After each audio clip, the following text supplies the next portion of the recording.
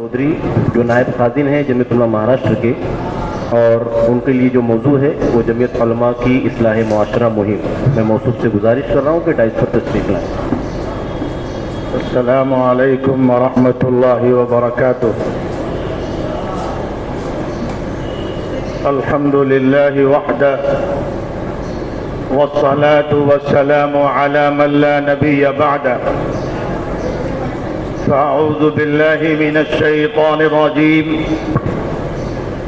बिस्मिल्लाहिर रहमानिर रहीम।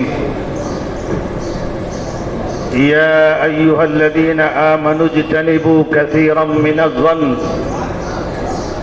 इन्न बअज़-ज़न्नि इस्मुन व ला तजस्ससू व ला यग़्तब बअदुकुम बअज़ा। सदक़ल्लाहु मौलानल अज़ीम व सदक़ रसूलुहुन नबियुल करीम व नहनु अला ज़ालिका मिनश शाहिदीन वश्शाकिरीन वल्हम्दुलिल्लाहि रब्बिल आलमीन। सदर महतरम जमीयत उलमा महाराष्ट्र और जिम्मेदारान जमीयत उलमा महाराष्ट्र व अराकीन और खुद्दाम जमीयत उलमा खानदेश, मुझे इस्लाह मुआशरा पर कुछ कहने का मौका दिया गया है। दुआ कीजिए अल्लाह तबारक व तआला मुझे सही कहने की तौफीक अता फरमाए और हम सबको अमल करने की तौफीक अता फरमाए। मैंने कुरान करीम की एक आयत आपके सामने पेश की है। इसी आयत को सामने रख कर के कुछ बातें आपसे अर्ज करूंगा जो कि इस्लाह मुआशरा ये जमीयत उलमा का एक अहम काम है, और जमीयत उलमा का नहीं बल्कि इस्लाम का एक अहम काम है। मुआशरे की इस्लाह होगी तो ये तमाम बुराइयां और तमाम गुनाह के काम ये खुद ब खुद ख़त्म होते चले जाएंगे। मगर मेरे दोस्तों, मैं थोड़ी सी गुफ्तगू मुझे अपने आप को सामने रख करके, और आप जो के वो लोग हैं कि जिनको अल्लाह तबारक व तआला ने कौम की खिदमत के लिए और अपने काम के लिए मुंतखब किया है। हमारे ऊपर डबल जिम्मेदारी है। हमको अल्लाह ताला ने उस जमात में जोड़ा है जो अहलुल्लाह की जमात है और जो अकाबिरीन और बुजुर्गान दीन की जमात है, जिस जमात को अल्लाह तबारक व तआला ने पसंद किया है, कबूल फरमाया है। तो मेरे दोस्तों, चूँकि वक्त बहुत थोड़ा सा है, मैं इस जो आयत मैंने आपके सामने पढ़ी है इसमें से दो बातों की तरफ आपको मैं मुखातब करूँगा। देखिए, खुदा ने आज तक उस कौम की हालत नहीं बदली, न हो जिसको ख्याल खुद अपनी हालत के बदलने का।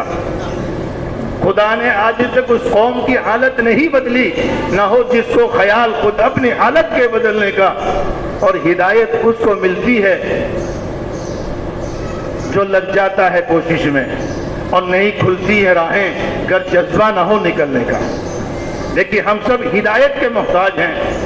आज दो बुराइयां जिन पर मैं थोड़ा सा फोकस करूंगा, जो हमारे अंदर बहुत तेजी के साथ पनप रही है, उन्हीं बातों पर मैं जोर करूंगा जो कि हम सब उसके मरीज हो चुके हैं। सबसे पहली चीज जो कुरान करीम की इस आयत ने हमें सबक दिया है, जो कि इस आयत ने हमें मुखातब किया, अहले ईमान को, इंसानों को के अहले ईमान को खुसूसी तौर पर मुखातब किया है। ए ईमान वालों, किस चीज से बचो? बदगुमानी से बचो। अच्छा गुमान पैदा करो, अपने अंदर बदगुमानी को पनपने मत दो, जो कि बदगुमानी یہ اتنی خراب اور یہ بدگمانی ایسی چیز ہے کہ جس انسان کے اندر بدگمانی کا عنصر پیدا ہو جائے، جس کے اندر یہ بدگمانی کے بیج جس کے قلب میں پڑ جائے، پھر اس کو ساری چیزیں گندی نظر آنے لگتی ہے اور ساری چیزیں اس کو برائی نظر آنے لگتی ہے۔ اس لیے قرآن کریم نے ہمیں اس طرف متوجہ کیا ہے کہ اس برائی کو اپنے قریب آنے مت دو۔ آج یہ برائی عام تو چھوڑ دیجئے، خاصوں کے یہاں پنپ رہی ہے کہ ذرا سا کوئی معاملہ ہوا اور ہم نے اس بات کو اپنے دل میں بٹھا لیا، اور پھر جب دل میں وہ چیز بیٹھ جاتی ہے اس کے بعد پھر دوسرا مرحلہ شروع ہوتا ہے وَلَا تَجَسَّسُوا کا، کہ جب انسان کے دل میں بدگمانی بیٹھتی ہے اس کے بعد پھر دوسرا سلسلہ شروع ہوتا ہے کہ جس کی طرف سے بدگمانی ہمارے دلوں میں پیدا ہوئی پھر ہم اس کا تجسس کرتے ہیں اور اس کی توہ میں لگ جاتے ہیں اور اس کی برائیوں کو تلاش کرتے ہیں۔ یہ بیماریاں ہیں جو آج ہم سب کے اندر پائی جا رہی ہے۔ تو میرے دوستو، میں تو یہی درخواست کروں، چونکہ یہ اصلاحی معاملہ ہے، ہم دوسروں کی اصلاح کی فکر کرتے رہیں اور اپنی بھولے رہیں کہ ہم کیا کر رہے ہیں، تو پھر ہماری زبان میں ہمارے اعمال میں وہ تاثیر پیدا نہیں ہوگی۔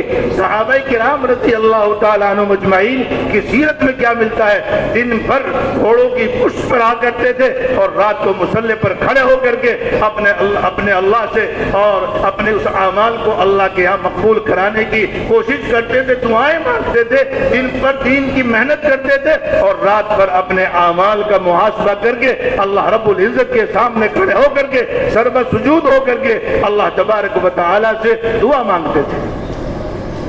آج ہمارا حال، ہم کہتے تو ہیں کہ ہم علماء کی جماعت ہے، یہ جمعیت علماء کی جماعت ہے۔ اللہ تبارک و تعالی ہمیں صحیح عالم اور صحیح نہج پر کام کرنے کی توفیق عطا فرمائے۔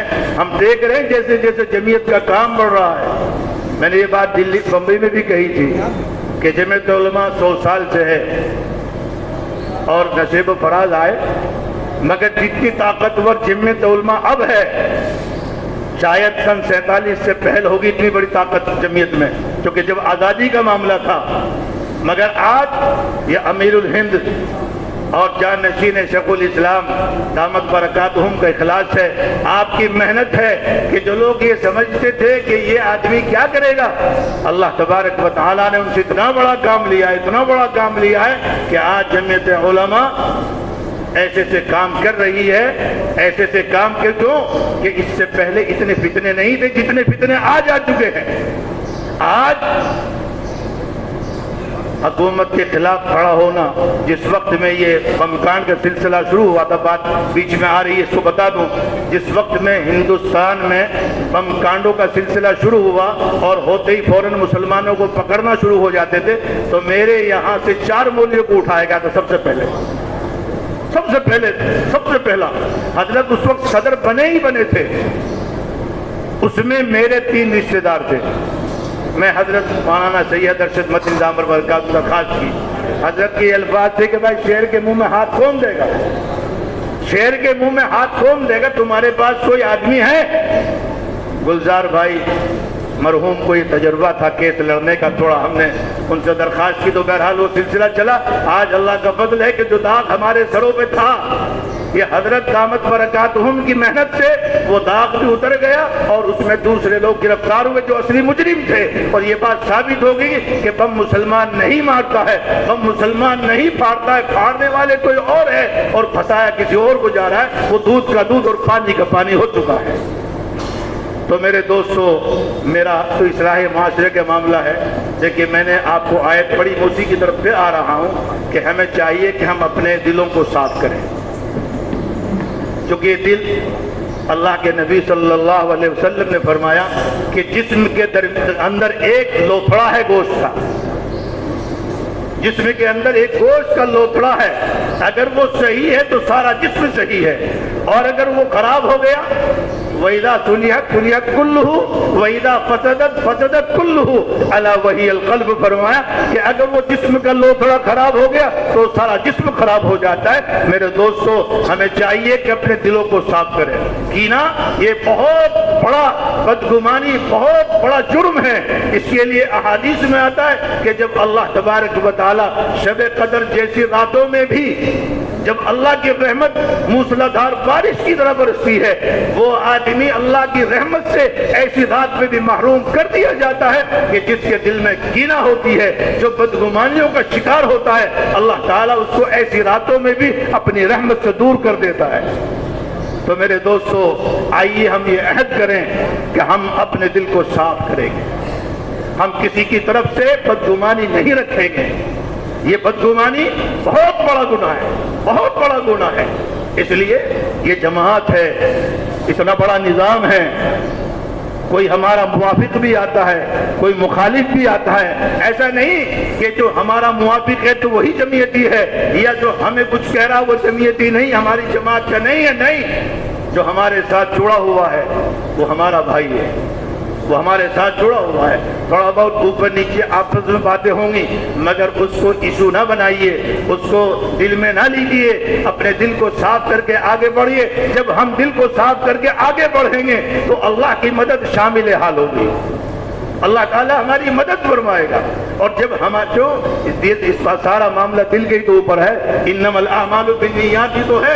اگر نیت ہماری خراب ہے تو آپ چاہے کتنی بھی بہترین نماز پڑھ لیجئے، آپ چاہے کتنا بہترین حج کر لیجئے اور کتنا بہترین دین کا کام کر لیجئے، اگر آپ کی نیت میں خرابی ہے تو وہ آپ کے منہ پر مار دیا جائے گا، وہ آپ کے منہ پر پھینک دیا جائے گا کہ اللہ تبارک و تعالیٰ کی ذات بے نیاز ہے، اسے ہمارے عمل کی ضرورت نہیں ہے۔ اس لیے ہمیں اصلاح نیت کی سخت ضرورت ہے کہ ہم اپنی نیتوں کو صحیح کریں۔ اور اس کے بعد دوسرا مسئلہ آتا ہے وَلَا تَجَسَّسُوا کا، کہ جب انسان کا دل بگڑتا ہے اور جب اس کے دل میں خرابی آتی ہے، جب بدگمانی آتی ہے، تو پھر انسان جس کے خلاف بدگمانی پیدا ہوئی پھر اس کی ٹوہ میں لگتا ہے۔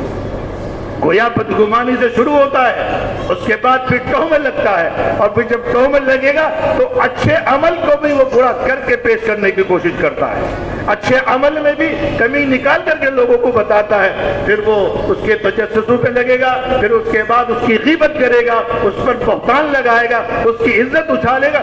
سارا کام بدگمانی سے شروع ہوتا ہے اور اس کے بعد پھر عیب کی تلاش میں لگتا ہے، اور اس کے بعد پھر برائیوں پر پڑتا چلا جاتا ہے، پھر اس کی کوئی انتہا نہیں۔ میرے دوستو، حدیث میں حضور اکرم صلی اللہ علیہ وسلم نے فرمایا کہ میری امت کا مفلس کون ہے؟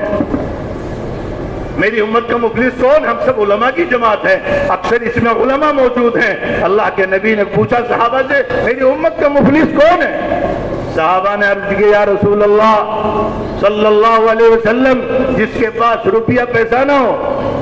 ہم بھی تو مفلس اسی کو سمجھتے ہیں کہ جس کے پاس کچھ نہ ہو یہ مفلس ہے۔ آپ نے فرمایا نہیں، میری امت کا مفلس یہ نہیں ہے جس کو آپ کہہ رہے ہیں، میری امت کا مفلس وہ ہے جو ڈھیر ساری نیکیاں لے کر کے آئے گا، اتنی آئے گا کہ زمین اور آسمان کے درمیان جو خلا ہے اس کی نیکیوں سے بھر جائے گا، مگر اسی کے ساتھ ساتھ کسی کو گالی دی تھی، کسی کی غیبت کی تھی، کسی پر بہتان لگایا تھا، کسی پر الزام لگایا تھا، کسی کا مال مارا تھا، وہ تمام حقوق والے اللہ رب العزت کی بارگاہ میں حاضر ہوں گے اور اپنا دعویٰ پیش کریں گے، اے اللہ اس نے مجھے گالی دی تھی، اس نے مجھ پر یہ الزام لگایا تھا، اس نے مجھے یہ کہا تھا، اے اللہ میں اس سے حق لینا چاہتا ہوں، آپ میرا حق دلوائیے۔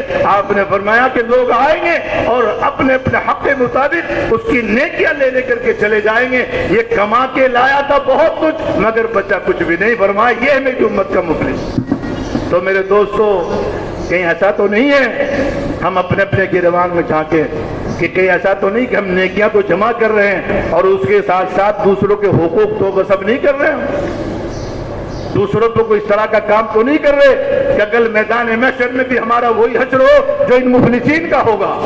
تو اس کے لیے میرے دوستو ہم سب، چونکہ وقت مجھے 15 ہی منٹ کا دیا گیا تھا، 15 منٹ ہو چکی ہے، میں سب سے یہ درخواست کروں گا کہ دیکھیں اصلاح معاشرہ، جیسا کہ حضرت مفتی ہارون صاحب نے فرمایا کہ بگاڑ امت میں اتنا بڑھ رہا ہے، اتنے مدرسے قائم ہو چکے، جماعتیں گھر گھر گھوم رہی ہے، کوئی مسجد خالی نہیں ہے، مگر اس کے باوجود برائی قابو میں آنے کو تیار نہیں ہے۔ اس کا مطلب یہ کہ کہیں نہ کہیں کمی ہمارے میں کوئی ہے، کہیں نہ کہیں کمی ہے، جس کی وجہ سے یہ برائیاں ہمارے کنٹرول سے باہر ہو رہی ہے۔ ہمیں چاہیے کہ ہم مل بیٹھ کر کے غور کریں اور سوچیں کہ کیا وجہ ہو رہی ہے کہ ہم اتنا سب کچھ کرنے کے باوجود بھی، اور جگہ جگہ مدرسوں کا جال بچھا ہوا ہے اور جگہ جگہ جماعتوں کا نظام چل رہا ہے، اس کے باوجود بھی یہ برائیاں ہمارے قابو میں نہیں آ رہی ہے۔ اس کا مطلب کوئی کمی ہو رہی ہے، تو اس کو بیٹھ کر کے سوچئے، پھر اس کا علاج ڈھونڈیے، اس کے لیے کوشش کیجئے، اور اس میں سب سے پہلی چیز ہے کہ آپ کے اندر اخلاص ہوگا، ہمارے میں اگر اخلاص ہوگا تو اللہ تبارک و تعالی ہمارے سے کام لے گا۔ جن اکابرین کا نام لے کر کے ہم دعائیاں دیتے ہیں، ان کے اخلاص تو دیکھیے، ان کا اخلاص دیکھیے کیسے تھے۔ آج تو ہمارا کوئی فوٹو نہ آئے تو ہم ناراض ہو جاتے ہیں کہ میرا فوٹو نہیں آیا، میرا فوٹو نہیں آیا، اس میں کہاں اخلاص ہے؟ اس لیے میرے دوستو، ہم کوشش کریں کہ اپنے دلوں کو صاف کریں، اگر کسی سے کوئی معاملات ہیں اس کو ختم کریں۔ یہ تھوڑی سی زندگی ہے، تھوڑی سی زندگی ہے، ختم ہو جائے گی، پھر بعد میں پچھتاتے رہی ہو کیا رہ گیا، ارے کیا لے کے جاؤ گے، کیا لے کے آیا تھا، کیا لے کے جاؤ گے۔ اس لیے اپنے دلوں کو صاف کرو اور ایک مٹھی بن کر کے ہو جاؤ، مٹھی بن کر کے ہو جاؤ، طاقت بنے گی۔ چھوڑ دیجئے یہ علاقائیت کے جھگڑے، چھوڑ دیجئے یہ حلقوں کے جھگڑے، اور آپس میں پیار و محبت کے ساتھ رہیے، اپنے دلوں کو صاف کیجئے۔ اور پھر دوسری بات جو میں نے کہی تھی کہ یہ اس کی اس کی ڈھونڈنے میں چھوڑ دیجئے، ہر آدمی کو اپنی اپنی قبر کا حساب دینا ہے۔ آپ سے کسی اور کی قبر کا حساب نہیں ہوگا، میرے سے کسی اور کی قبر کا حساب نہیں ہوگا، بلکہ میرے سے میری قبر کا حساب ہوگا، میری زندگی کا حساب ہوگا، آپ سے آپ کی زندگی کا حساب ہوگا۔ اس لیے اپنا محاسبہ کیجئے، پہلے اپنی فکر کیجئے، جب اپنی فکر کریں گے تو اس کے بعد پھر دوسروں پر ہماری باتیں اثر انداز ہوگی۔ جو قرآن کریم کہتا ہے قُوْ أَنفُسَكُمْ وَأَهْلِكُمْ نَارًا، قُوْ أَنفُسَكُمْ وَأَهْلِكُمْ نَارًا، کہ پہلے اپنے آپ کو بچاؤ، اپنے اہل و عیال کو بچاؤ جہنم کی آگ سے۔ تو میرے دوستو، میں سب سے گزارش کروں گا کہ ہم جو اصلاح معاشرے کا معاملہ ہے اس کو پہلے اپنے عمل سے شروع کریں، ہم اپنے اس کے اعمال کا بھی محاسبہ کریں اور اپنی نیتوں کو بھی خالص کریں۔ جب ہم یہ کر لیں گے تو اللہ رب العزت کی طرف سے ہماری مدد ہوگی، پھر ہم جو کہیں گے اللہ اس میں تاثیر پیدا کر دے گا، اور پھر وہی ایک بات ہزاروں کو فائدہ پہنچانے کے لیے کافی ہو جائے گی۔ اللہ مجھے بھی اور آپ کو بھی عمل کی توفیق عطا فرما دے، اللہ ہماری تمام کمیاں اور کوتاہیوں کو معاف فرما دے، اور جو دل میں اگر ہمارے کوئی بات ہے اللہ تعالیٰ اس کو بھی دل سے نکلوا دے، ہمارے دل کو اللہ صاف فرما دے، اور ہمیں تمام برائیوں سے اللہ تعالیٰ دور کر دے، تمام برائیوں سے اللہ ہم سب کی حفاظت فرمائے۔ وآخر دعوانا الحمدللہ رب العالمین۔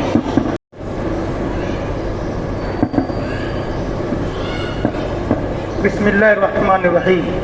تجوید نمبر 1 بسلسلہ حفاظت اوقاف اور وقف و ترمیمی قانون 2025 منظور کردہ حکومت ہند پر اظہار تشویش بمقام تربیتی اجلاس جمعیت علماء مہاراشٹرا منعقدہ 13 جولائی 2025 بمقام city hall 100 feet road Dhulia Maharashtra, زیر صدارت حضرت مولانا علیم اللہ صاحب قاسمی دامت برکاتہم عالیہ، صدر جمعیت علماء مہاراشٹرا۔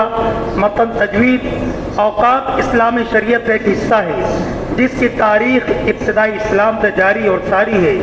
دنیا میں جہاں جہاں مسلم آبادیاں پائی جاتی ہے وہاں اوقاف کی جائیدادیں عام طور سے پائی جاتی ہے۔ وقف و املاک میں حکومت کی غیر ضروری مداخلت کے خلاف جمعیت علماء نے ہمیشہ آواز بلند کی اور اوقاف کے تحفظ کو یقینی بنانے کے لیے مضبوط قانون سازی کے عمل پر زور دیا ہے۔ بالخصوص آزادی کے بعد جب ملکوں کا سیاسی منظرنامہ تبدیل ہو گیا تو جمعیت علماء ہند نے عزم و حوصلہ اور ٹھوس حکمت عملی کے ساتھ اوقاف کی حفاظت کے لیے مستقل آواز بلند کی۔ جمعیت علماء ہند کی اسی جدوجہد کے نتیجے میں 1954 में पार्लियामेंट के दोनों ऐवानों में वक्फ एक्ट पे मंजूर किया गया। जमीयत उलमा हिंद इसी अज़्म के साथ आज भी मैदान में सरगर्म अमल है। मिल्लत इस्लामिया हिंद वक्फ से मुताल्लिक किसी भी ऐसी तजवीज़ और लाए अमल को कबूल नहीं कर सकती जिसमें मौकूफ़ा जायदादों की मुकम्मल हिफाजत की ज़मानत न हो और इस्लामी औकाफ को शरीयत इस्लामी के मुताबिक इस्तेमाल का बंदोबस्त न किया गया हो। आज जब केसीआई वक्फ कानून 2025 मंजूर कर लिया गया है तो इस वक्त भी जमीयत उलमा हिंद और मुल्क की तमाम सेकुलर जमातों और मुस्लिम तंजीमों और इंसाफ पसंद शहरियों ने इसकी मुखालिफत में आवाज बुलंद की और सुप्रीम कोर्ट में इस कानून के गैर आईनी तरीके पर वज़ा किए जाने को चैलेंज किया। जमीयत उलमा हिंद अव्वल रोज से अपने मुंदरजा ज़ैद 3 मुतालबात पर कायम है। नंबर 1, वक्फ तरमीमी कानून 2025 को वापस लिया जाए। नंबर 2, वक्फ टर्मिनल की हैसियत बरकरार रखी जाए। जिला कलेक्टर या किसी दूसरे आला सरकारी ऑफिसर के अलावा का हवाले का मामला न किया जाए। नंबर 3, वक्फ बोर्ड में मुसलमानों के अलावा किसी दूसरे मजहब के लोगों को शामिल न किया जाए। जमीयत उलमा हिंद वक्फ कानून के खिलाफ कुल अमन एहतजाज को मुल्क के हर शहरी का जमहूरी हक समझती है और यकीन रखती है कि ये सिर्फ मुसलमानों का नहीं बल्कि मुल्क के तमाम इंसाफ पसंद शहरियों का मसला है। जमीयत उलमा महाराष्ट्र का ये तरबियती इजलास जमीयत उलमा हिंद की मरकजी क़यादत की मंजूर करदा तजवीज़ की रोशनी में मुसलमानान रियासत से ये अपील करता है वो हौसला और इस्तिकामत से काम लेते हुए इस एक्ट के खिलाफ अपनी नाराज़गी का इजहार और इस तरह से करे कि कानून को अपने हाथ में लेने की कोशिश न करे बल्कि अदालती लड़ाई के साथ साथ दिगर अक़लियतियों और मुल्कों के इंसाफ पसंद लोगों को साथ लेकर पुरअमन दस्तूरी ज़राए का इस्तेमाल करें। तमाम हज़रात इस तजवीज़ की तायद करते हैं। जज़ाकल्लाह।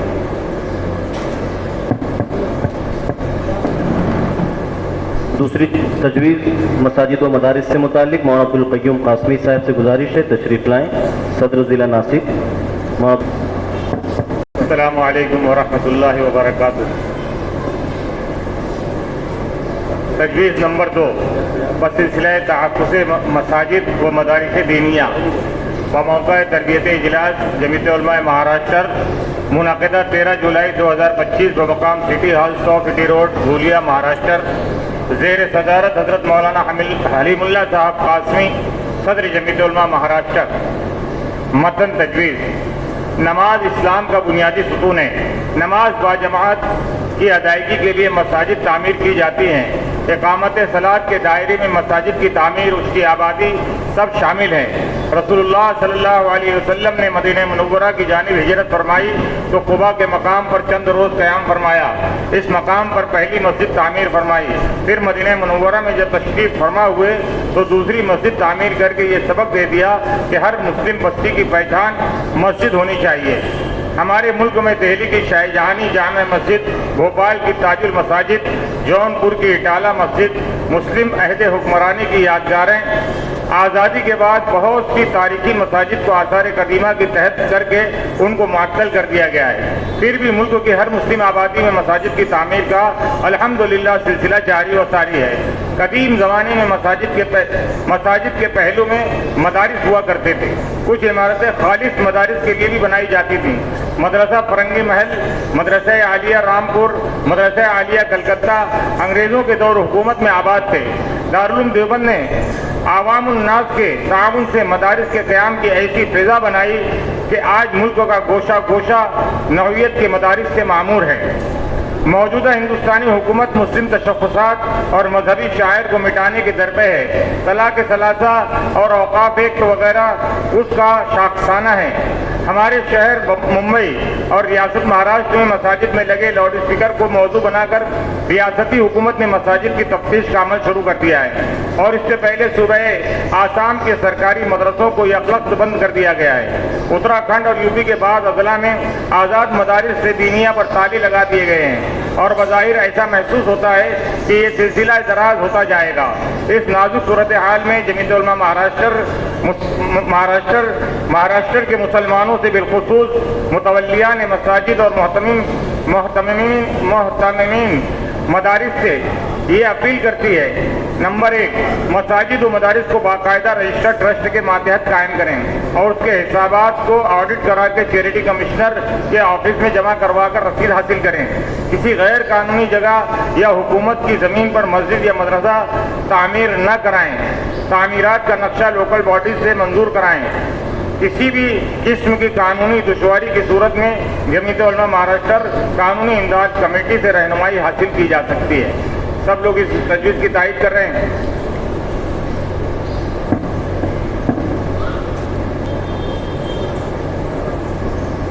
الرحمن الرحیم نحمده ونصلی علی رسوله الکریم، اما بعد۔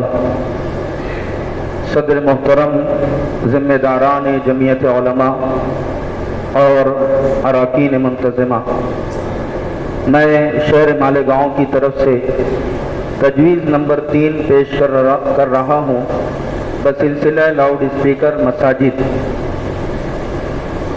حالیہ دنوں میں ممبئی شہر میں بالخصوص اور ریاست مہاراشٹر میں بالعموم محکمہ پولیس کی طرف سے زور زبردستی کر کے مساجد کے بھونگے اتروانے کی مہم چلائی جا رہی ہے۔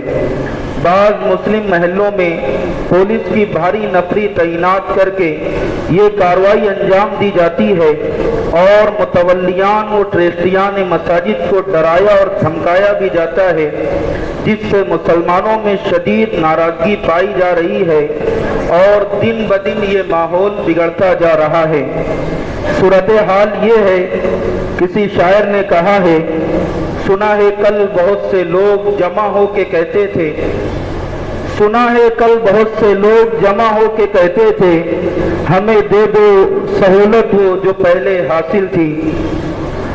جمعیت علماء مہاراشٹر اس صورتحال میں تمام مسلمانوں کو یہ تلقین کرتی ہے کہ محکمہ پولیس کے اس رویے کی شکایت اعلیٰ افسران تک پہنچائے اور محلہ وار مساجد کی کمیٹیاں بنا کر پولیس کے اس غیر آئینی طرز عمل کی شکایت اعلیٰ عہدے داران کے گوش گزار کریں اور جہاں کہیں سری زیادتی ہو رہی ہے وہاں کے متولیان مساجد عدالتوں کا سہارا لے۔ جمعیت علماء مہاراشٹر ان کی ہر ممکن مدد کرنے کے لیے تیار ہے۔ واضح رہے کہ پچھلے دنوں جمعیت علماء مہاراشٹر کے صدر محترم حضرت مولانا حلیم اللہ صاحب قاسمی نے سابق ریاستی وزیر جناب عارف نسیم خان صاحب اور NGO ARCP کی دعوت پر اس سلسلے میں ایک میٹنگ میں شرکت کی اور اپنے پورے تعاون کا یقین دلایا ہے۔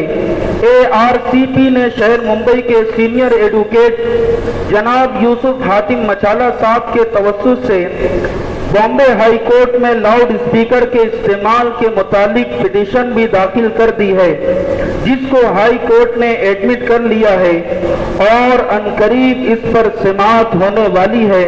جمعیت علماء مہاراشٹر متولیان و ٹرسٹیان مساجد سے یہ اپیل کرتی ہے کہ ہم قانونی کارروائی تو کر رہے ہیں، آپ تمام حضرات ان باتوں کا دھیان رکھیں۔ نمبر 1، ہر محلے کی مسجد کمیٹی کی طرف سے مقامی پولیس اسٹیشن میں یہ درخواست دے کہ ہم کو ہائی کورٹ کے متعین کردہ ڈسمبر کے مطابق مخصوص اوقات میں مائک پر اذان دینے کی اجازت دی جائے۔ نمبر 2، ایسے مسلم محلے جہاں کئی ایک مساجد ہیں ان کے ٹرسٹیان ایک وقف کی صورت میں مقامی انتظامیہ سے ملاقات کرے اور ان کو یقین دلائے کہ وہ قانون کے دائرے میں رہتے ہوئے مائک کا استعمال کر رہے ہیں۔ نمبر 3، بیرونی مائک کا استعمال صرف اذان تک محدود رکھا جائے۔ یہ تجاویز تھی، میں چاہتا ہوں کہ آپ تمام حضرات ہاتھ اٹھا کر اس کی تائید کریں۔ ونش سے متعلق مشتاق صوفی صاحب، شہر سیکریٹری جمعیت علماء دھولیا۔ بسم اللہ الرحمن الرحیم۔ बमौका तरबियती इजलास जमीयत उलमा धूलिया मुनाक़िदा 13 जुलाई 2025 बमकाम city hall 100 feet road Dhulia Maharashtra. ज़ेर सदारत हजरत मौलाना हलीमुल्लाह साहब कासमी दामद बरकातहुम सदर जमीयत उलमा महाराष्ट्र। मितन तजवीज़ महाराष्ट्र हुकूमत ने सन 2014 से गाय के नस्ल के जानवरों की ज़रिए पर पाबंदी आयद की गई है, जबकि मजहबी तकद्दुस सिर्फ गाय को हासिल है। इस कानून को बनने के बाद सरपसंदों की शरारतें और नामनहाद दौर अक्सर बहुत ज़्यादा तकलीफें दे रहे हैं। इस वजह से मिल्लत का जानी व माली नुकसान बहुत बड़े पैमाने पर हो रहा है। कानूनी कार्रवाई अलग हो रही है। हाल ही में महाराष्ट्र सरकार मौकूफा कानून आयद करने की बात कर रही है। धूलिया कुरैश बिरादरी की दरख्वास्त पर धूलिया शहर में 15 दिनों के लिए अलामती तौर पर जानवरों की खरीद व फरोख्त और गोश्त फरोख्त करने का कारोबार बंद किया गया है। अल्हम्दुलिल्लाह जलगांव जिले के 40 गांव, भड़गांव, पाचोरा, नेरी और जलगांव शहर, नेक, औरंगाबाद, कन्नड़, बोरगांव, सिल्लोड़ और नंदुरबार जिला में भी इस तहरीक पर अमल किया जा रहा है। धूलिया और इसके अतराफ के कुरैशी बिरादरान का कारोबार इससे बहुत ज़्यादा मुतासिर है। इसलिए हुकूमत महाराष्ट्र से ये अपील की जाती है कि गाय के साथ गौवंश के जरिए पर जो पाबंदी आयद की गई है इसको खत्म किया जाए। मैं इसकी तायीद करता हूँ और आप हज़रात से गुजारिश करता हूँ आप इसकी तायीद करें।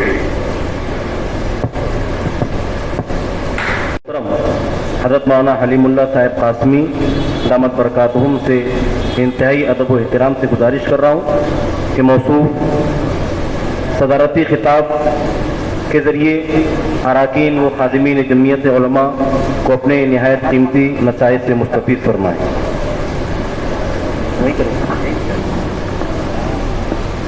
ये पैसा इधर उड़ा चल क्या बात है? ये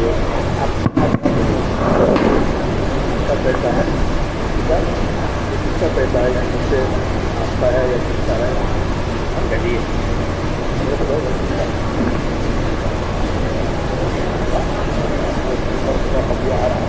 बिस्मिल्लाहिर्रहमानिर्रहीम। अल्हम्दुलिल्लाहि रब्बिल आलमीन वस्सलातु वस्सलामु अला सय्यदिल मुरसलीन व अला आलिहि व सहबिहि अजमईन। अम्मा बअदु फ़क़द क़ाल अन्नबिय्यु सल्लल्लाहु अलैहि वसल्लम इन्ना लिल्लाहि ख़ल्क़न ख़लक़हुम लिहवाइजिन नास यफ़ज़अुन नासु इलैहिम फ़ी हवाइजिहिम उलाइकल आमिनून मिनन नार औ कमा क़ाल अलैहि सलातु वस्सलाम। हज़रात उलमाए किराम, बुजुर्गान मोहतरम, आज का ये इजलास कोई आवामी इजलास नहीं है, बल्कि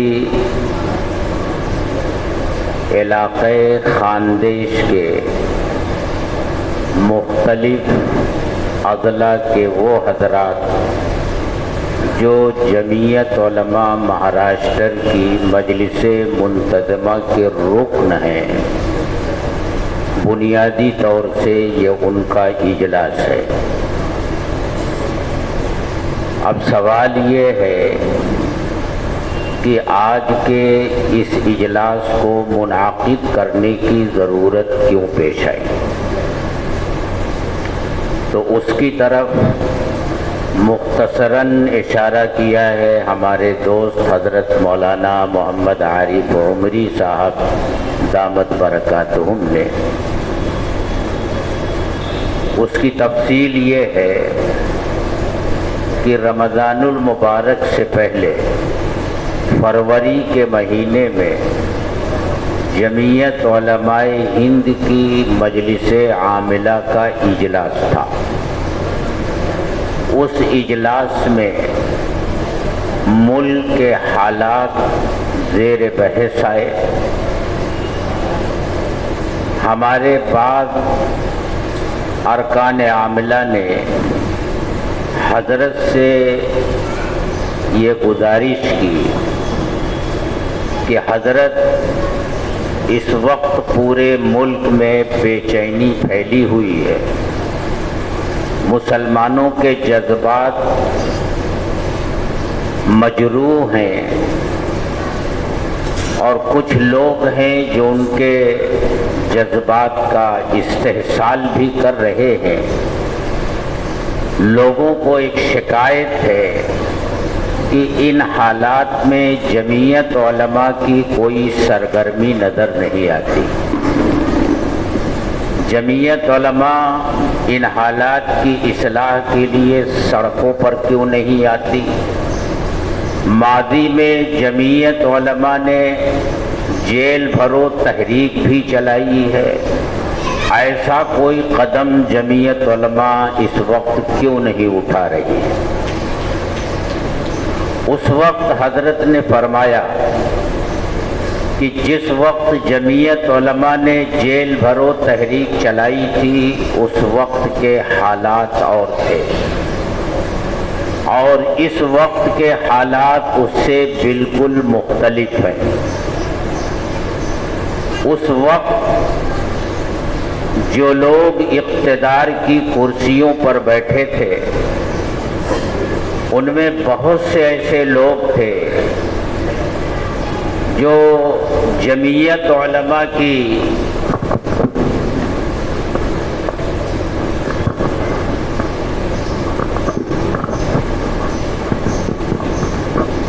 بھی واقف تھے، اس کی قربانیوں سے بھی واقف تھے، اور اس کے اکابر کو اچھی طرح جانتے تھے، اس لیے ان کے دلوں میں جمعیت علماء کی قدر تھی۔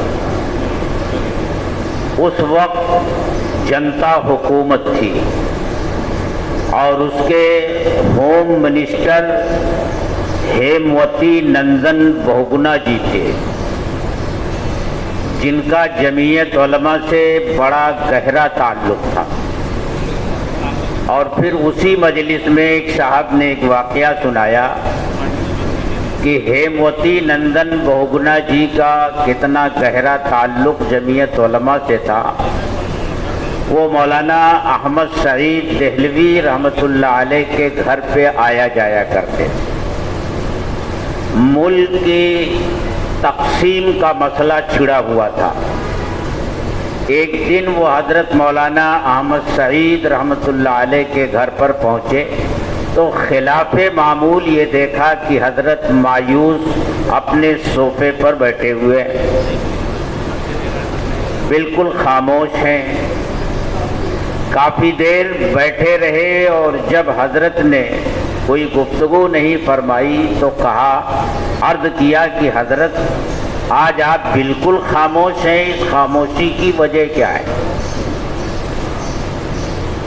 تو حضرت نے فرمایا کہ بہگنا جی، آدمی سے سب سے زیادہ قریب اس کی بیوی ہوتی ہے، وہی اس کی رازدار ہوتی ہے، اور بسا اوقات انسان کو سب سے زیادہ بھروسہ اپنی بیوی پر ہی ہوتا ہے۔ اب تک تو ہم نے اپنوں کی گالیاں سنی، ان کے طعنے سنے، ہم کو یہ کہا گیا کہ یہ کافروں کے ایجنٹ ہیں، انہیں وہاں سے وظیفہ ملتا ہے، اس لیے یہ کسی اسلامی حکومت کے قیام کی مخالفت کر رہے ہیں۔ لیکن کل ایک ایسا واقعہ پیش آیا جس نے مجھے جھنجھوڑ کر رکھ دیا ہے۔ کل میری بیوی نے مجھ سے کہا کہ تمہارے پاس جو پیسے آتے ہیں وہ تو میں جانتی ہوں، تم مجھے بتاتے ہو، لیکن وہ پیسے جو تمہیں ہندوؤں سے ملتے ہیں وہ پیسے تم کہاں لے جاتے ہو؟ کہنے لگے بیوی نے جب یہ کہا تو میں تو اندر سے ہل گیا. یہ واقعہ ہیموتی نندن بہگنا جی نے مراد آباد شاہی میں آ کر کے خود اپنی زبان سے بیان کیا. اتنے قریب تھے وہ لوگ جمعیت علماء سے جو جمعیت علماء کی تاریخ جانتے تھے. وہ اس وقت وزیر داخلہ تھے، ہوم منسٹر تھے. آپ غور کیجئے کہ جیل بھرو تحریک چلی، ایک جتھا جیل میں جاتا تھا، 3 دن کے بعد باہر آتا تھا، دوسرا جاتا تھا، پھر وہ باہر آتا تھا، تیسرا جاتا تھا، لیکن کسی ایک آدمی کے اوپر بھی کوئی کیس نہیں بنا. اس وقت وہ صورتحال تھی جب جیل بھرو تحریک چلائی گئی تھی. حضرت نے فرمایا آج کی صورتحال اس سے بالکل مختلف ہے. آج تو بلا کسی گناہ کے محض ٹوپی اور کرتا دیکھ کر پہچان کر جیلوں کے پیچھے ڈال دیا جاتا ہے اور 10 سال، 15 سال، 20 سال جیل کی سلاخوں کے پیچھے زندگی تباہ ہو جاتی ہے اور آخر میں عدالتیں فیصلہ کرتی ہیں کہ اسے باعزت بری کیا جاتا ہے. اس صورتحال میں اگر تحریک چلائی جائے اور پہلا جتھا جیل میں جائے اور گورنمنٹ اس کے خلاف قانون بنا کر زیادہ نہیں سال بھر کے لیے اندر بھیج دے تو دوسرا جتھا جائے گا.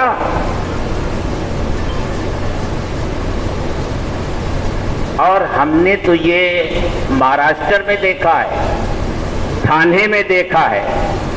پتہ نہیں کس نے ATS والوں کے کان بھر دیے جمعیت علماء کے خلاف کہ بمبئی ATS نے ضلع تھانہ کی ہماری جو مجلس منتظمہ کے لوگ تھے، کبھی بھیونڈی کے لوگوں کو، کبھی ممرا کے لوگوں کو، کبھی نالا سپارا اور وسئی کے لوگوں کو بلا کر کے ان کی انکوائری کرنے لگی.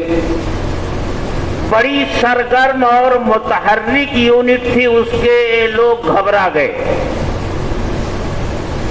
صرف اس بنیاد پر کہ جمعیت علماء نے ان کے ممبران کو بلا کر کے ان سے پوچھ لیا تمہاری سرگرمیاں کیا، تم کام کیا کرتے ہو. بات یہاں تک آنے لگی کہ وہ جمعیت علماء چھوڑ دیں. یہ صورتحال ہے اور موجودہ گورنمنٹ ہے. حضرت نے فرمایا ان حالات میں ایسا کوئی قدم اٹھانا جو ماضی میں جمعیت علماء نے اٹھایا تھا، حالات اس کی اجازت نہیں دیتے.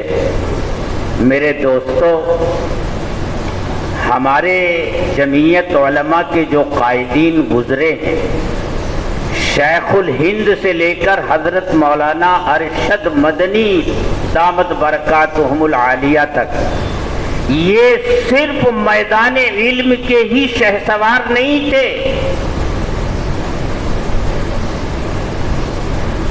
یہ سیاست کی ان باریکیوں کو بھی سمجھتے ہیں. حالات کی نبض پر ان کی انگلیاں ہمیشہ رہی ہیں اور حالات کو سامنے رکھ کر ہی انہوں نے فیصلے کیے ہیں. حالات کا کب کیا تقاضا ہے، اس تقاضے کو سامنے رکھتے ہوئے انہوں نے فیصلے کیے ہیں. اور یہ تو علوم نبوت کے سمندر کے شناور تھے. ان کے سامنے تو ان کے ہر عمل کے لیے اسوہ نبوی میں نمونہ ہے. آخر جب عبداللہ ابن ابی نے شرارت کی اور انصار اور مہاجرین کو لڑانے کی کوشش کی، محض اس بنیاد پر کہ غزوہ مریسی میں ایک چشمے پر پہلے پانی لینے پر ایک مہاجر اور ایک انصاری کے درمیان تھوڑا سا اختلاف ہو گیا تھا، انصاری نے انصاریوں کو بلایا اور مہاجر نے مہاجرین کو بلایا، دونوں ایک طرف سے جمع ہو گئے اور قریب تھا کہ باہم لڑائی ہو جائے۔ اللہ کے رسول صلی اللہ علیہ وسلم کو بر وقت اطلاع ملی، تشریف لائے اور ارشاد فرمایا یہ کیسا بدبودار نعرہ ہے عصبیت کا۔ پھر آپ نے سمجھایا، معاملہ ختم ہو گیا، لیکن عبداللہ ابن ابی اس میں شریک تھا۔ اس نے اس آگ کو بھڑکانے کی کوشش کی، انصار مدینہ سے کہا کہ تم نے انہیں پناہ دی، انہیں اپنا گھر دیا، انہیں سہارا دیا، انہیں کھانے کے لیے دیا، آج یہ تمہیں آنکھ دکھا رہے ہیں، لیکن ابھی دیر نہیں ہوئی ہے۔ ہم جب مدینہ پہنچیں گے تو ہم میں جو عزت والے ہیں وہ ان لوگوں کو مدینے سے باہر نکال دیں گے جو ذلیل ہیں۔ اس کا اشارہ نعوذ باللہ مہاجرین اور اللہ کے رسول صلی اللہ علیہ وسلم کی طرف۔ زید ابن ارقم رضی اللہ تعالی عنہ جو ایک کمسن صحابی تھے، انہوں نے یہ بات سن لی، اللہ کے رسول صلی اللہ علیہ وسلم کی خدمت میں اپنے باپ کو لے کر حاضر ہوئے اور سارا واقعہ عرض کیا۔ اور جب قبیلے خزرج کے لوگ، جن کا وہ سردار بنتے بنتے رہ گیا تھا، بادشاہ بنتے بنتے رہ گیا تھا، ان کو اطلاع ملی تو اس کی سفارش میں آ گئے کہ اے اللہ کے رسول یہ بچہ ہے، اس نے کوئی بات سنی ہوگی، سمجھی نہیں ہوگی۔ پھر اسی عبداللہ کے بیٹے، جن کا نام بھی عبداللہ تھا، وہ اللہ کے رسول صلی اللہ علیہ وسلم کی خدمت میں حاضر ہوئے اور عرض کیا کہ اے اللہ کے رسول، اگر آپ میرے باپ کو قتل کرانے کا ارادہ رکھتے ہیں تو آپ مجھے حکم دیجئے، میں اپنے باپ کی گردن ماروں گا، ورنہ کہیں ایسا نہ ہو کہ آپ کسی اور کو حکم دیں اور وہ میرے باپ کو قتل کرے اور پھر میں جذبات سے مغلوب ہو کر کے اس کو قتل کر دوں اور میری عاقبت برباد ہو جائے۔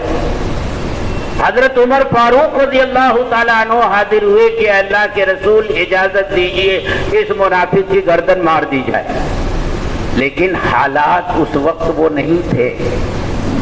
آپ نے کیا فرمایا؟ عمر، لوگ کہیں گے کہ محمد تو اپنے ساتھیوں کی گردنیں مارتا ہے، آپ نے قتل کی اجازت نہیں دی، کیونکہ حالات اس وقت اس کا تقاضا نہیں کر رہے تھے۔ لیکن جب اسی منافق نے حضرت عائشہ صدیقہ رضی اللہ تعالی عنہا کے اوپر تہمت باندھی اور پھر ان کی برات میں آیتیں نازل ہوئیں تو وہی لوگ جو اس کی حمایت میں کھڑے تھے اس وقت، انہی لوگوں نے اس کی زندگی تنگ کر دی اور اللہ کے رسول صلی اللہ علیہ وسلم نے فرمایا دیکھو اگر اس وقت میں اس کے قتل کا فیصلہ کرتا تو بہت سی تلواریں اس کی حمایت میں میان سے باہر آ جاتی اور آج یہ کس طرح رسوا اور خوار ہو رہا۔ تو حالات کے مطابق فیصلہ کرنا سیکھا ہے جمعیت علماء کے قائدین نے۔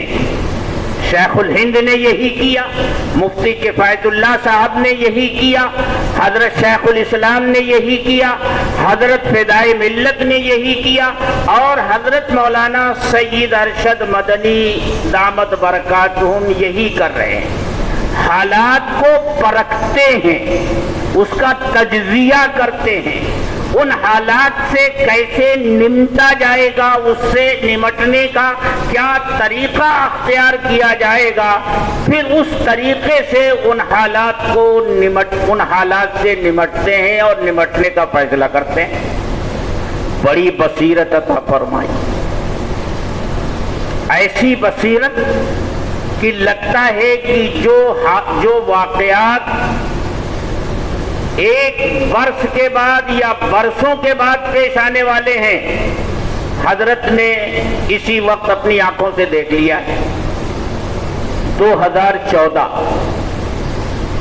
جنوری کا مہینہ ہے، 11 تاریخ ہے، بمبئی کے آزاد میدان میں تحفظ جمہوریت کے عنوان سے ایک پروگرام کیا گیا اور اس پروگرام کے لیے بڑی تیاریاں کی گئی، 3 مہینے سے تیاری کی گئی क्योंकि मौजू बिल्कुल खुश्क था, उसमें दिलचस्पी का कोई सामान नहीं था और बज़ाहिर नया भी था, और इस मौजू पर पूरे महाराष्ट्र से मुसलमानों को जमा करना इंतहाई मुश्किल काम था, लेकिन हजरत के हुक्म से ये किया गया। हजरत का हुक्म क्या था? हजरत ने कहा था, देखो मुल्क के हालात बदल रहे हैं और तेजी से बदल रहे हैं, और हालात ये बता रहे हैं कि आने वाले इलेक्शन में इक़्तिदार की कुर्सियों पर वो लोग नहीं होंगे जो इस वक्त हैं, कुछ और लोग आएंगे, और जो लोग आएंगे उनके दिलों में न आईन का एहतराम है, न जमहूरियत का एहतराम है। जंग आजादी में उनका कोई हिस्सा नहीं है। अब तक उन्होंने इस मुल्क में सिर्फ नफरत फैलाई है, नफरत के सहारे ही वो अब तक जिंदा हैं, और नफरत ही की बुनियाद पर वो इक़्तिदार तक पहुंचने की कोशिश कर रहे हैं और अभी मजीद करेंगे। इसलिए जरूरत है इस बात की कि लोगों को झंझोड़ा जाए और उनको बताया जाए कि ये मुल्क एक आईन के तहत चलता है और वो आईन सेकुलर बुनियादों पर बनाया गया है। इस मुल्क की पहचान आपसी प्यार और मोहब्बत है। अगर इस मुल्क में नफरत बढ़ी, नफरत फैली, तो मुल्क का भी नुकसान होगा, अक्सरियत का भी नुकसान होगा, और अक़लियत का तो सबसे ज्यादा नुकसान होगा। इसलिए आगे बढ़ो और पूरे मुल्क में जमहूरियत के तहफ़्फ़ुज़ के लिए आगे बढ़ो। हम लोगों ने जब ये प्रोग्राम शुरू किया ना, तो बहुत से ऐसे लोग जो हर मौके पर इस्लाम जिंदाबाद के नारे लगाते हैं, उन्होंने ये कहा कि ये देखो, जिन्हें इस्लाम की हिफाजत के लिए आगे आना था, अब वो जमहूरियत के तहफ़्फ़ुज़ के लिए आगे आ रहे हैं। जब आज़ाद मैदान में ये प्रोग्राम हुआ तो उर्दू अखबारात जो बम्बई में है, एक बड़ा अखबार जो उसका है, उसके एक साहब ने मुझसे कहा कि मेरा तो ख्याल ये था कि आज हजरत कांग्रेस के हक में बात करेंगे, लेकिन जब हजरत की गुफ्तगू शुरू हुई और कांग्रेस के बखिए उधेड़ने शुरू किए हजरत ने, तो फिर मैं बैठ गया और आखिर तक मैं बैठा रहा। हजरत की वो तकरीर यादगार तकरीर है, आपको सुननी चाहिए। फिर जब इक़्तिदार में तब्दीली आई, जिनको जाना था चले गए और जिनको आना था मई के महीने में आ गए, तो हजरत ने फिर एक कॉन्फ्रेंस देवबंद में बुलाई, और उस मौके पर कॉन्फ्रेंस में आए हुए लोगों से हजरत ने पूरी कुव्वत के साथ ये फरमाया कि मदरसे वालों, खानकाह वालों, अब अपने अपने गोशों से बाहर निकलो। आग लगने जा रही है मुल्क में। नफरत की वो बुनियादें अब उन पर ऊंची दीवारें खड़ी होने जा रही हैं।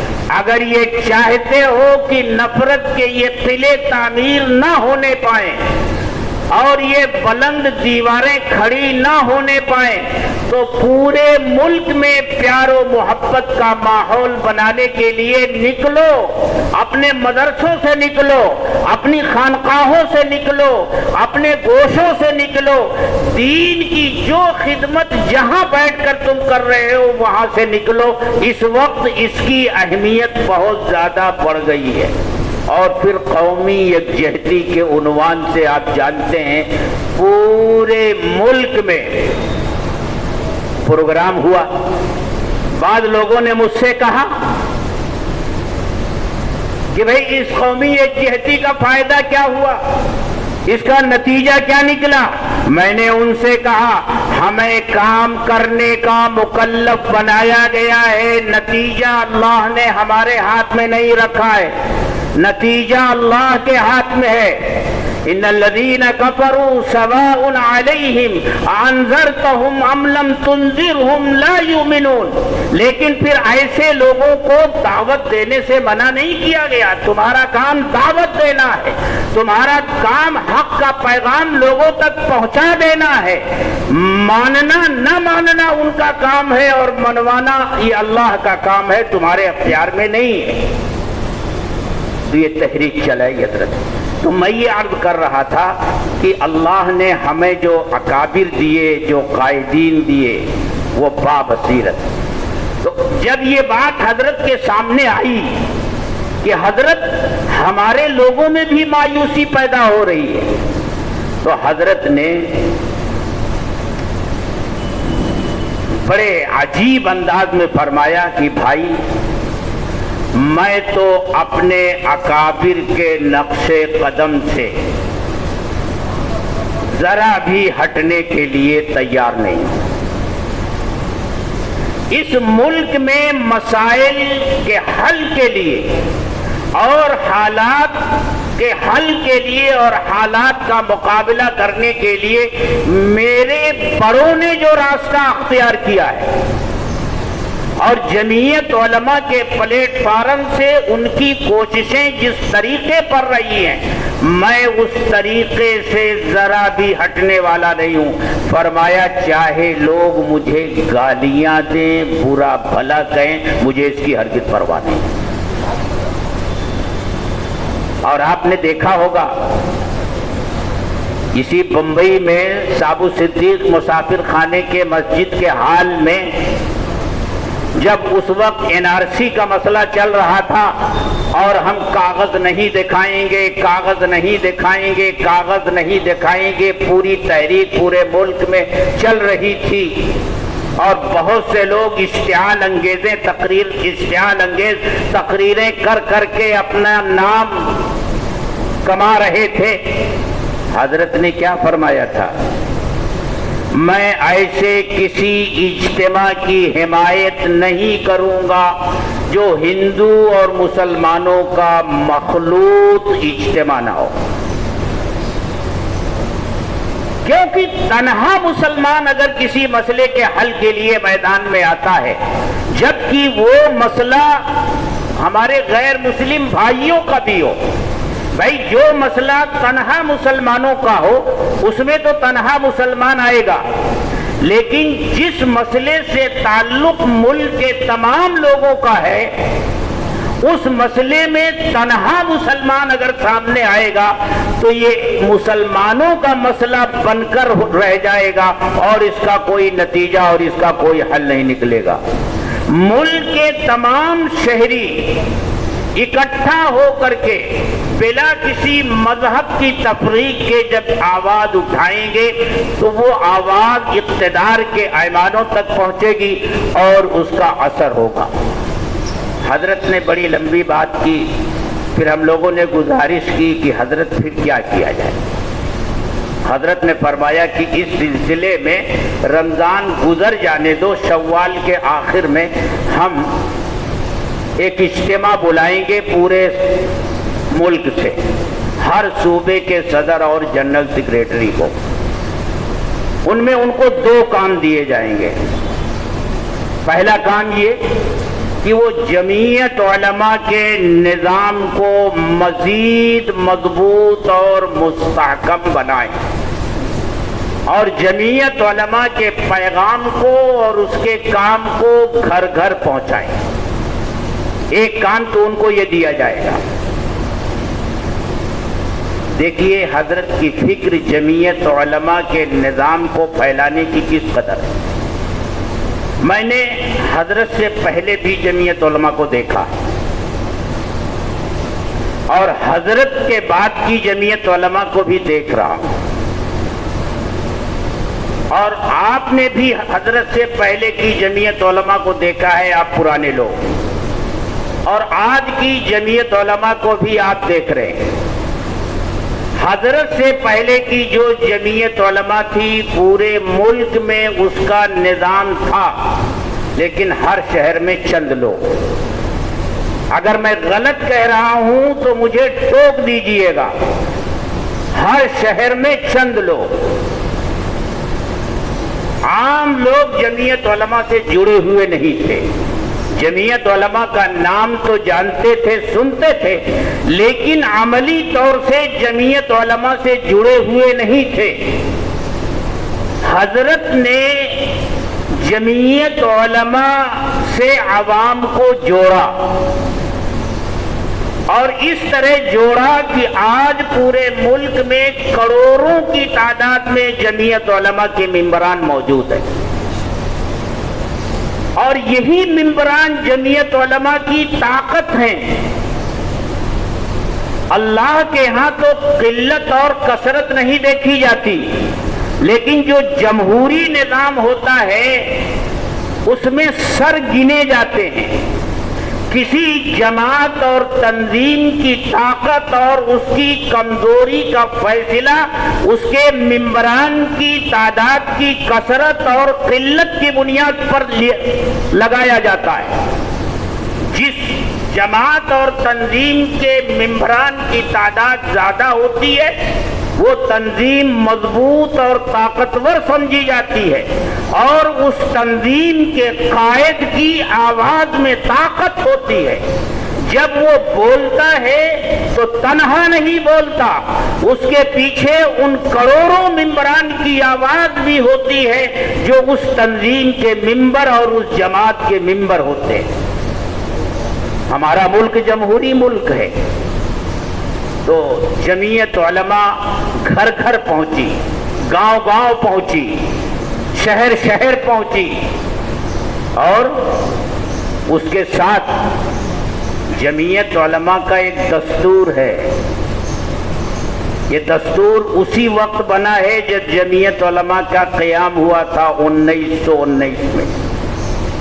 لیکن ہم میں کتنے لوگ ہیں جو حضرت کہ صدر بننے سے پہلے دستور سنتے تھے، یا دستور کی شکل دیکھی تھی، یا کوئی جانتے تھے کہ دستور میں یہ ہے، دستور میں یہ ہے، دستور میں یہ ہے. حضرت نے دستور کو زندہ کرنے کی کامیاب کوشش کی.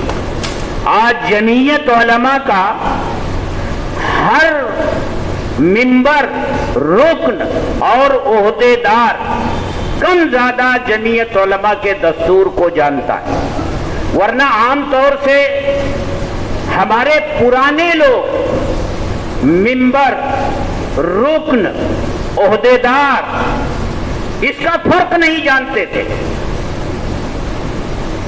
اور آج بھی گفتگو سے اندازہ ہو جاتا ہے جب کہتے ہیں کہ یہ مجلس منتظمہ کا ممبر ہے، جبکہ مجلس منتظمہ میں جو شامل ہوتا ہے اس کو ممبر نہیں، اس کو رکن کہا جاتا ہے. جو 2 روپے کا ہوتا ہے اس کو ممبر کہا جاتا ہے. جو مجالس منتظمہ میں ہوتے ہیں ان کو رکن کہا جاتا ہے، اور جو منتخب ہو کر کے آتے ہیں وہ عہدے دار ہوتے ہیں. اتنا معمولی سا فرق بھی ہم لوگ نہیں جانتے، لیکن حضرت نے دستور کو زندہ کیا. بہرحال یہ حضرت کے کارنامے ہیں، اور میں تو سمجھتا ہوں جمعیت علماء کو زندہ کرنے کے لیے حضرت کا یہ تجدیدی کارنامہ ہے. جمعیت علماء کو زندہ کرنے کے لیے حضرت کا یہ تجدیدی کارنامہ ہے.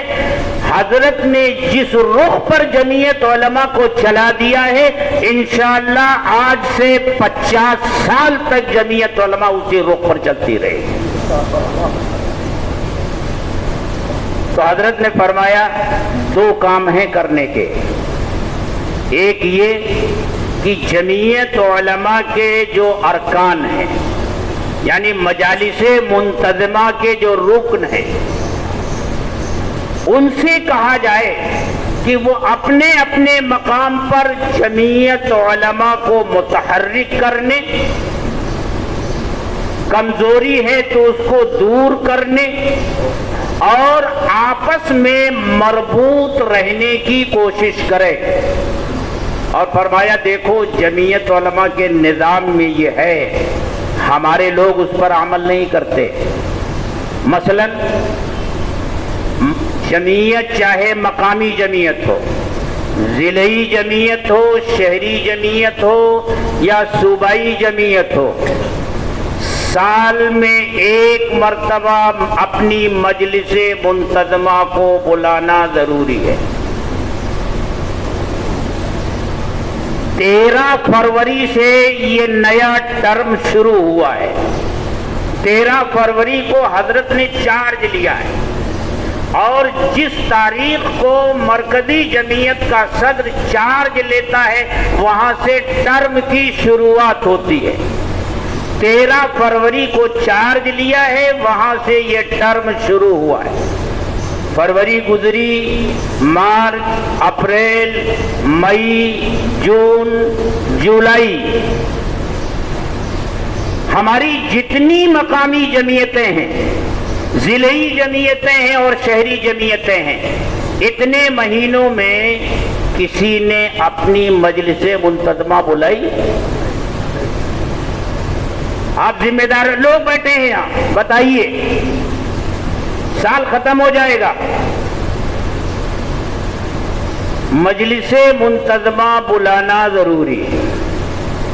اچھا، جب وہ مجلس منتظمہ بلائی جائے گی تو شہری جمعیت کے جو ذمہ داران یا ضلعی جمعیت کے جو ذمہ داران ہوتے ہیں ان کو سال میں ایک مرتبہ تمام مقامی جمعیتوں کی مجلس منتظمہ میں شرکت ضروری ہے، وہاں کے حالات جاننا ضروری ہے، وہاں کے مسائل سمجھنا ضروری ہے، اور ہر 3 مہینے میں ماتحت جمعیت کو، اوپر کی جمعیت کو اپنی کارکردگی کی رپورٹ پیش کرنی ہے۔ کیا یہ ہو رہا ہے ہمارے یہاں؟ مقامی جمعیتیں سہ ماہی رپورٹ ضلعی جمعیت کو اور ضلعی جمعیتیں سہ ماہی رپورٹ صوبے کی جمعیت کو پیش کر رہی ہیں۔ خاموشی ہے، بالکل کام نہیں ہو رہا ہے۔ یہ نظام ہے، اس نظام کو زندہ کرنے کی ضرورت ہے۔ یہ نظام زندہ ہوگا تو جمعیت علماء کے نظام میں مضبوطی آئے گی، اس میں استحکام آئے گا۔ جمعیت علماء کے دستور میں کسی شخص کو کسی عہدے کے لیے نااہل قرار دینے کی 2 شکلیں لکھی ہوئی ہیں۔ ایک شکل یہ ہے کہ جس کے ذمے جمعیت علماء کا کوئی بقایا ہو، کوئی مطالبہ ہو، اور اس مطالبے کو ادا کرنے میں ٹال مٹول سے کام لے رہا ہو، تو وہ جمعیت علماء کے کسی عہدے کا اہل نہیں ہو سکتا۔ ایک بات سمجھ لیجئے، الزام لگانا اور ہے، جب مطالبہ کب ہوتا ہے؟ جب کوئی چیز کسی کے ذمے ثابت ہو جائے اور ثابت ہو جانے کے بعد اس کا مطالبہ ہو اور وہ نہ ادا کرے، تب وہ نااہل قرار پاتا ہے۔ میں نے آپ کے اوپر یوں ہی الزام لگا دیا اور کہہ دیا کہ ان کے اوپر یہ الزام ہے اس لیے یہ جمعیت علماء کے کسی عہدے کے لیے نااہل ہے، یہ دھوکہ دینے کی کوشش ہے۔ اور دوسری چیز کیا؟ کسی ماتحت جمعیت میں اگر لاپرواہی ہو رہی ہے، عہدے کا ناجائز استعمال ہو رہا ہے، تو دستور کے صفحہ 16 پر یہ لکھا ہوا ہے کہ اس کے اوپر کی جمعیت اسے آئندہ انتخاب کے لیے نااہل قرار دے سکتی ہے۔ یہ دو چیزیں ہیں، لیکن چونکہ ہمارے ہاں دستور ہے نہیں، ہے تو اس پر ہم لوگ عمل نہیں کرتے۔ تو بہرحال حضرت نے فرمایا کہ پہلا کام تو ارکان کو جمع کر کے ان سے یہ کہنا ہے کہ جمعیت علماء کے نظام کو پھیلاؤ، گھر گھر جاؤ، اس کا پیغام عام کرو۔ اور دوسری ایک بات اور بتانی ہے، اور وہ اس سے بھی زیادہ اہم ہے کہ جمعیت علماء کے کام کرنے کا طریقہ کیا ہے۔ خاص طور سے میرے دوستو، آج کے حالات میں اس کو سمجھنا ضروری ہے، اور تربیتی اجلاس خاص طور سے اسی لیے کیا جا رہا ہے۔ ایک سے ایک مسئلے روز کھڑے ہو رہے، آج سے نہیں 2014 سے ہر دن کوئی نہ کوئی فتنہ کھڑا کیا جا رہا ہے، مذہب کو نشانہ بنایا جاتا ہے، مذہبی شخصیات کو نشانہ بنایا جاتا ہے، اور ہمارے مذہبی جذبات کو برانگیختہ کر کے یہ کوشش کی جا رہی ہے کہ ہم سڑکوں پر آئیں، قانون اپنے ہاتھ میں لیں، تاکہ پولیس کو اپنا کھیل کھیلنے کا پورا موقع ملے۔ اس کا ماحول بنانے کی کوشش کی جا رہی ہے۔ ان حالات میں جمعیت علماء کے ارکان کو کیا کرنا چاہیے؟ جمعیت علماء کوئی معمولی جماعت نہیں ہے، اسے اللہ نے جو مقبولیت اور محبوبیت عطا فرمائی ہے وہ کم لوگوں کے حصے میں آئی ہے۔ آج آپ اس کی مقبولیت اور محبوبیت یہ دیکھ لیجئے، کوئی بھی ملی مسئلہ پیدا ہوتا ہے، کوئی بھی مذہبی مسئلہ پیدا ہوتا ہے، تو لوگوں کی نظر سب سے پہلے جمعیت علماء کی طرف اٹھتی ہے۔ جمعیت علماء کیا کر رہی ہے؟ حضرت مولانا ارشد مدنی کیا کر رہے ہیں؟ صوبائی جمعیتیں کیا کر رہی ہیں؟ یہ ان کے دل میں یہ بات پیدا ہوتی ہے، اور میرے دوستو، ان کے دل میں اس بات کا پیدا ہونا، اور ظاہر سی بات ہے مسائل اتنے ہیں کہ ان تمام مسائل کا جمعیت علماء بالکل حل پیش کر دے، یہ اس کے طاقت سے باہر ہے۔ پھر لوگ شکایت بھی کرتے ہیں، ناراضگی بھی ظاہر کرتے ہیں، لیکن ان کا جمعیت کی طرف متوجہ ہونا، ان کا یہ شکایت کرنا، گویا یہ سمجھنا ہے کہ ہمارے مسئلے کا حل جمعیت علماء ہی کر سکتی ہے، اور یہ بہت بڑی سعادت ہے ہمارے اور آپ کے لیے، اور یہ سعادت ہمیں عطا فرمائی ہے اللہ نے، اور اس کا اعلان فرمایا ہے اللہ کے رسول صلی اللہ علیہ وسلم نے۔ میں نے جو حدیث پڑھی اس کا ترجمہ ہے ان للہ خلقا خلقهم لحوائج الناس۔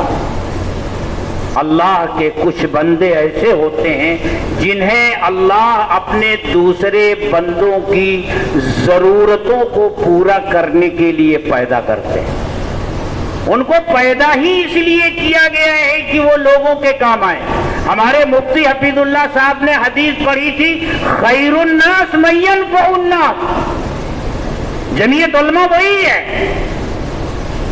اور اس کی پہچان کیا ہے کہ لوگوں کے لیے پیدا کیے گئے۔ کہتے ہیں یفزع الناس الیہم فی حوائجہم، لوگ اپنی ضرورتوں ان کے پاس لے کر آتے ہیں، ان کی طرف متوجہ ہوتے ہیں۔ اولئک الآمنون من النار، یہی لوگ ہیں جو جہنم کی آگ سے محفوظ ہیں۔ تو یہ جمعیت علماء کی مقبولیت، محبوبیت کی نشانی ہے کہ لوگ آج آپ کی طرف متوجہ ہو رہے ہیں۔ لیکن ہمیں دیکھیے، ہمارے ملک میں طرح طرح کے لوگ، اور ہر شخص اپنی جگہ پر اپنی ڈفلی بجا رہا ہے،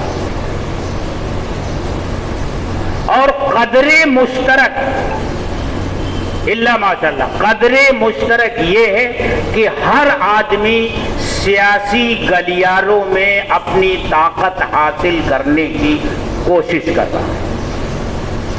अब वो किस तरह उसका मकसद हासिल होगा, उससे मिल्लत को नुकसान क्या पहुंचेगा, मुसलमानों को नुकसान क्या पहुंचेगा, इसकी परवाह उसको नहीं है।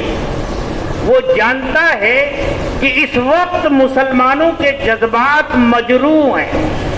मुसलमान ये समझ रहा है कि हमारे मजहब में मुदाखलत हो रही है, हमारे नबी की शान में गुस्ताखियां की जा रही है, कुरान करीम पर पाबंदी लगाने की कोशिशें हो रही है, उसकी बेहुरमती जगह जगह की जा रही है, मस्जिदों को निशाना बनाया जा रहा है, अजानों पर पाबंदी लगाने की कोशिश की जा रही है, तलाक़ सलासा का मसला उठाया जा रहा है, लव जहाद का कानून ला करके हमें निशाना बनाया जा रहा है, बिलडोजर ला करके हमारी जायदादों को तबाह और बर्बाद किया जा रहा है। मुसलमान बिल्कुल जज्बात से मजरूह, और खास तौर से नौजवान तबका तो एकदम मुश्तइल है। वो बारूद पर बैठा हुआ है, सिर्फ एक चिनगारी की जरूरत है। मिल्लत के इन मजरूह जज्बात से खेलने वालों की कमी नहीं। आप देखेंगे जितने लोग इन जज्बात से खेल रहे हैं, उन्होंने अब तक मिल्लत के कितने मसले हल किए। बताओ कोई एक मसला, बताओ कोई एक मसला कि मिल्लत का ये मसला उन्होंने हल कर दिया। जमीयत उलमा ने कभी आपके जज्बात को ललकारा?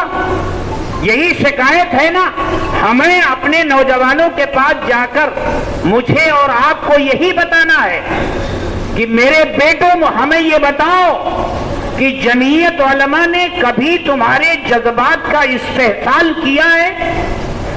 तुम्हें कुर्बानी का बकरा बना करके इब्तिदार की कुर्सियों तक पहुंची है। अरे अल्लाह के बंदो, तो जमीयत उलमा ने तो आजादी के बाद इब्तिदार के गलियारों से अपने आप को बिल्कुल अलग कर लिया। उन्हें ये समझाने की जरूरत है और फिर उन्हें बताने की जरूरत है, देखो जमीयत उलमा ने क्या किया है और किस तरीके से किया है। हमारे दो बुनियादी इदारे हिंदुस्तान में जो असरी तालीम के हैं, अलीगढ़ मुस्लिम यूनिवर्सिटी,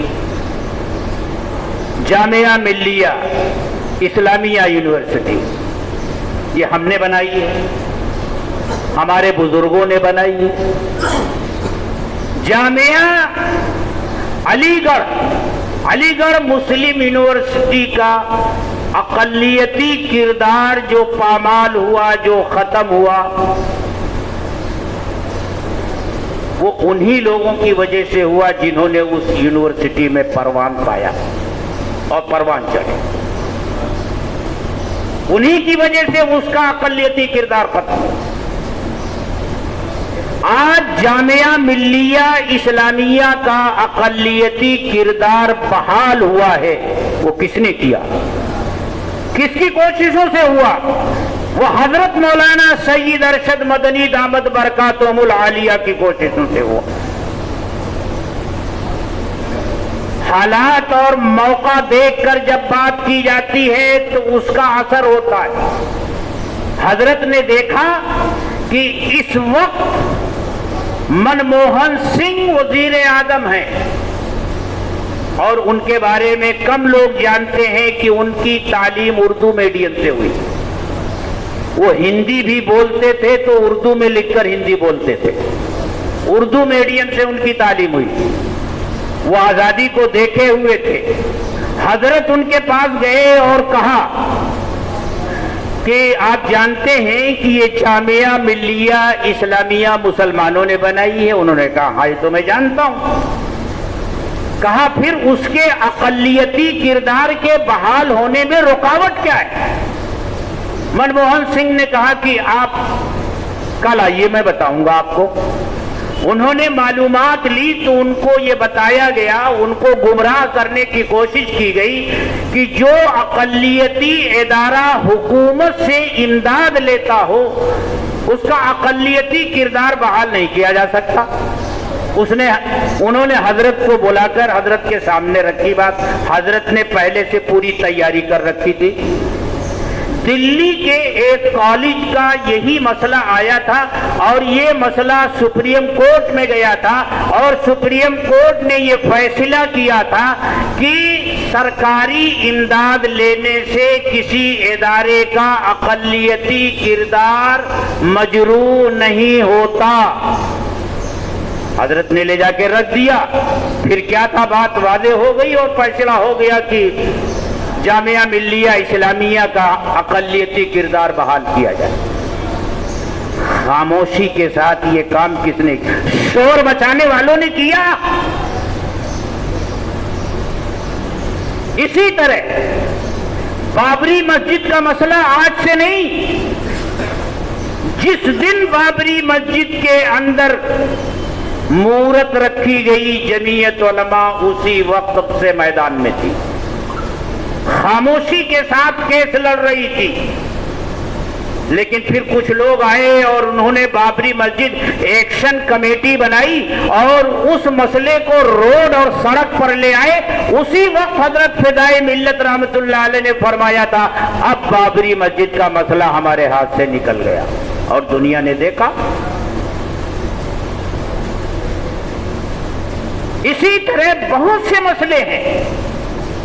جمعیت علماء کے کام کرنے کا طریقہ یہ ہے، جمعیت علماء اپنے کارکنوں سے یہ کہتی ہے کہ جب بھی کوئی مسئلہ آپ کے سامنے آئے تو سب سے پہلے اس مسئلے کو سمجھو، اس کے عواقب اور اس کے نتائج کو سمجھو،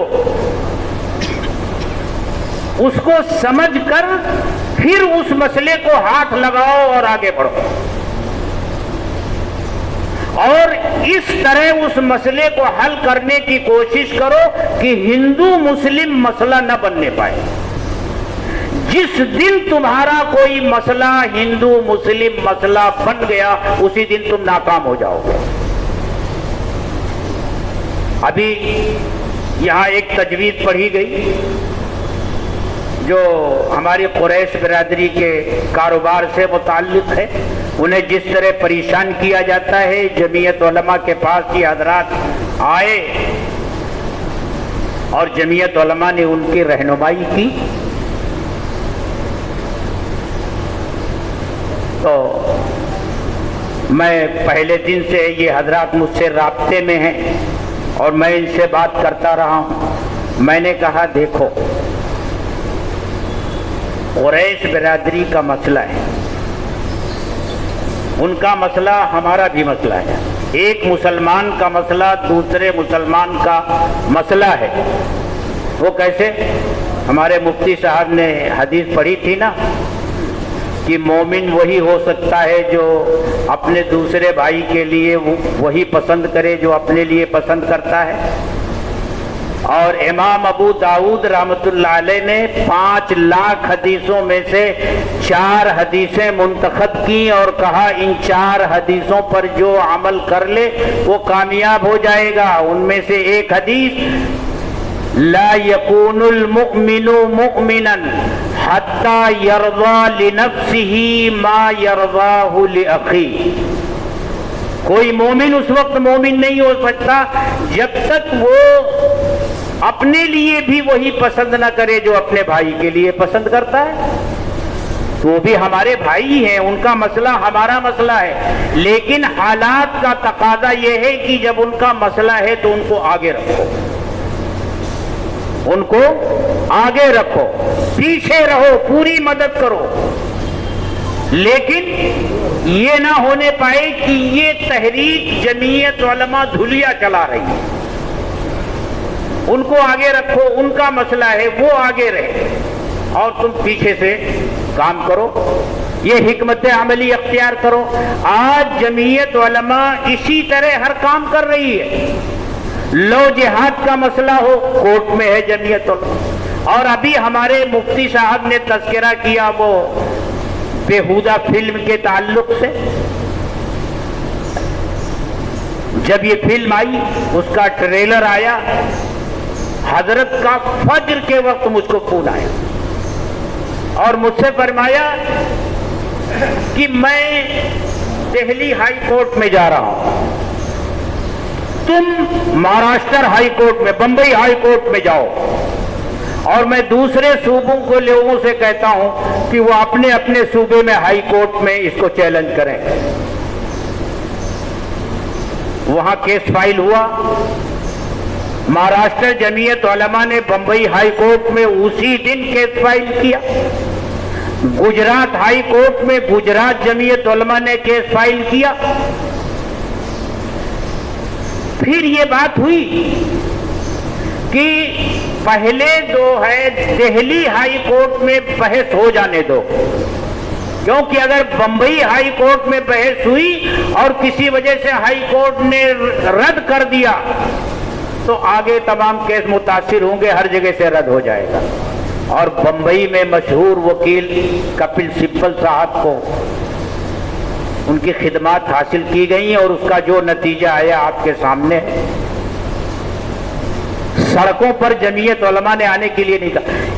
यही काम अगर जमीयत उलमा कहती कि हर सूबे का हर जिला और हर जिले की हर यूनिट कलेक्टर के यहां पहुंचकर मेमोरेंडम दे, हिंदू मुस्लिम मसला पैदा होता और नफरत की बुनियाद पर जो वो बनाई गई थी फिल्म, उसकी तशहीर बगैर किसी पैसे के हो जाती और उसका कारोबार तो चल निकलता। तो हजरत ने फरमाया ये दो बातें लोगों को समझाओ। पहली बात, जमीयत उलमा को मजबूत करो। जमीयत उलमा मजबूत कैसे होगी? उसका जो दस्तूर असासी है उसको जिंदा करने से जमीयत उलमा मजबूत हो। आज के इस इजलास में एजेंडे में एक चीज वो भी रखी गई थी, जमीयत उलमाए हिंद का निज़ाम तरकीबी, कि कैसे जमीयतें बनती हैं, मकामी जमीयत, फिर ज़िली जमीयत, शहरी जमीयत, इलाका जमीयत और सूबा जमीयत और फिर मरकज़ी जमीयत, ये कैसे बनती है, उसका निज़ाम कैसे होता है, उनके काम क्या होते हैं, ये सारी चीज़ें होती हैं उसमें मेरे दोस्तों। तो ये दो काम आज के इस इजलास का हासिल है। उसके साथ साथ हमें किस तरह रहना चाहिए। हम जमीयत उलमा के वर्कर्स, जमीयत उलमा के वर्कर्स को कैसा होना चाहिए। तो एक हदीस वो इन्नमल अमालु बिन्नियात वाली है, इखलास के साथ हमें जुड़ना है कि हम जमीयत उलमा से इसलिए जुड़ रहे हैं कि इस प्लेटफार्म से जो कुछ खिदमत अंजाम दी जाएगी उसका सिला हम अपने अल्लाह से चाहें। इस दुनिया में हम उसका कोई जैसे शेखुल इस्लाम ने बिल्कुल झटक दिया था कि हमने आज़ादी की लड़ाई किसी ओहदे के लालच में नहीं की थी, हमें तो इसका सिला अपने अल्लाह से चाहिए। तो जमीयत उलमा के तमाम वर्कर्स का यही जज्बा होना चाहिए, इखलास। और इखलास ही में वो ताकत होती है जो इंसान को मजबूत बनाती है और ताकतवर बनाती है। वो वाकया सुना होगा ना कि एक बुजुर्ग ने सुना कि एक दरख्त की पूजा लोग कर रहे हैं, शैतान ने पूजा करने पर लगा दिया, उनको गुस्सा आया और कुराहा लेकर चले और शैतान रास्ते में खड़ा हो गया। तो उसने पहले तो समझाने की कोशिश की, अल्लाह के बंदे तुम अपने घर में इत्मीनान से अल्लाह अल्लाह कर रहे हो, कहाँ जा रहे हो, लोगों करने दो। इन्होंने कहा नहीं, मैं उस दरख्त को काटूंगा। शैतान ने कहा मैं नहीं काटने दूंगा। लड़ाई हो गई, इन्होंने शैतान को पछाड़ दिया। दूसरी मर्तबा लड़े, फिर पछाड़ दिया। तीसरी मर्तबा लड़े, फिर पछाड़ दिया।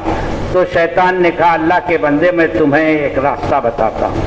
तुम्हारे तकिए के नीचे रोजाना इतना मिल जाया करेगा जो तुम्हारे भी काम आएगा और अल्लाह के बंदों के काम आएगा। कहाँ इस झगड़े में पड़ते हो?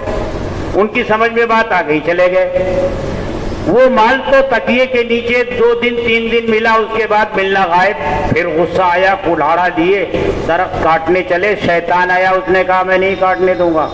कहा कैसे नहीं काटने देगा? लड़ाई हुई और शैतान ने पछाड़ दिया। शैतान जीत गया। इन्होंने कहा कि आज तो तू जीत गया और उस दिन मैं जीत गया था। कहा उस दिन तू मुखलिस था, तेरे अखलास की ताकत थी, और आज तुझे रुपयों का लालच था। तो पहला काम जमीयत उलमा के तमाम वर्कर, असल में ऐसा भी होता है कि हमारे साथ ऐसे बहुत से भाई भी शामिल हो जाते हैं जो ये सोचते हैं जमीयत उलमा के साथ शामिल हो करके कांग्रेस में रास्ता मिल जाएगा। मैं आपको नहीं कह रहा हूँ फला सियासी पार्टी में रास्ता मिल जाएगा, फला जगह पहचान हो जाएगी। मेरे दोस्तों, ऐसा कुछ नहीं, अल्लाह के लिए। दूसरी चीज, जमीयत उलमा के जो अगराज़ो मकासिद हैं उनसे आपको पूरा पूरा इत्तेफाक होना चाहिए। और उसके बाद इस्तिकामत, साबित कदमी। दुनिया इधर से उधर हो जाए, लेकिन जमीयत उलमा ने मुझे काम करने का जो रास्ता दिया है और जो तरीका बताया है, मैं उसी तरीके के मुताबिक काम करूंगा।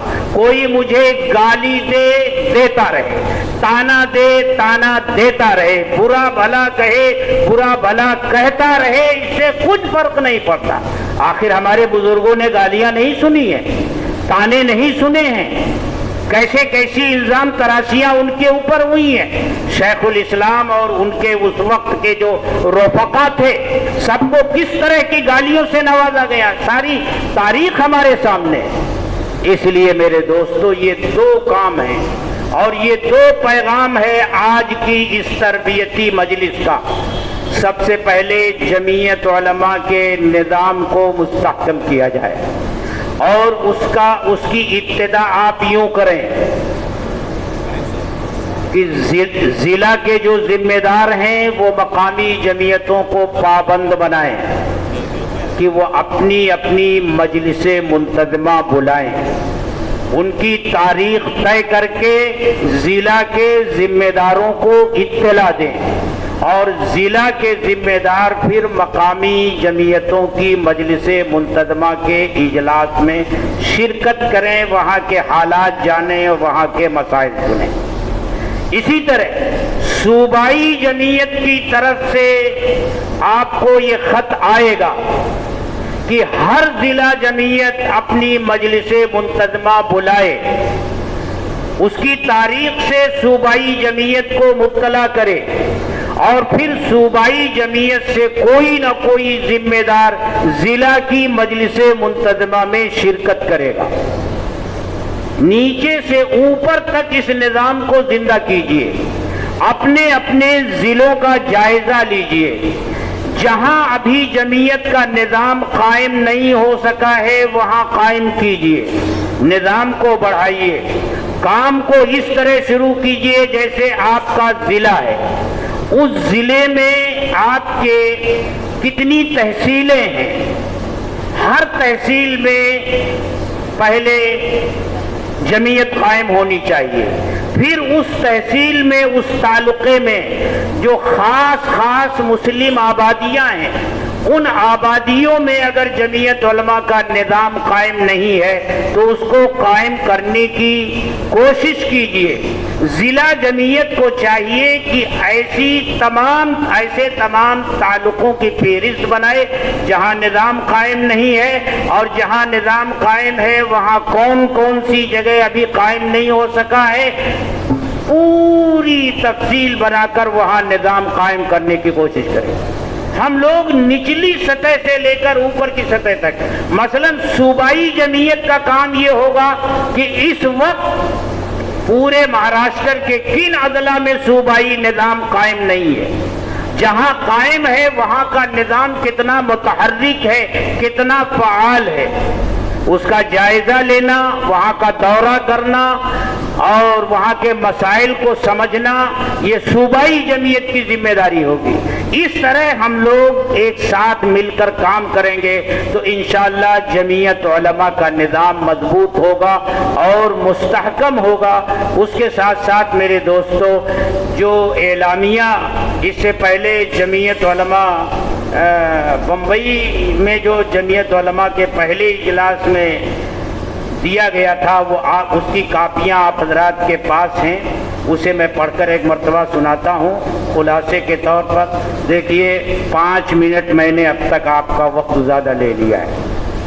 1 घंटे का मुझे मुकल्लफ बनाया गया था और 2:05 हो गए। बस 2-3 मिनट और उसकी इजाज़त दीजिए मुझको। नंबर 1, जमीयत उलमा महाराष्ट्र के तमाम मेंबरान इस बात को ज़हन नशीन कर लें।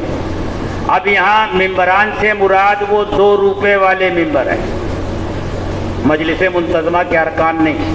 जमीयत उलमा महाराष्ट्र के तमाम मेंबरान इस बात को ज़हन नशीन कर लें कि जमीयत उलमा एक मजहबी तंजीम है। इस बिना पर अपने तमाम मामलात में, खा इनफरादी सतह के हों या इज्तिमाई नौइयत के, उनका ताल्लुक़ समाज और मुआशरे से हो या हुकूमती इदारों से, जमीयत उलमा के तमाम मेंबरान को आलिमाना और मोमिनाना वक़ार और तहजीबी शाइस्तगी का दामन मजबूती से थामे रहना चाहिए।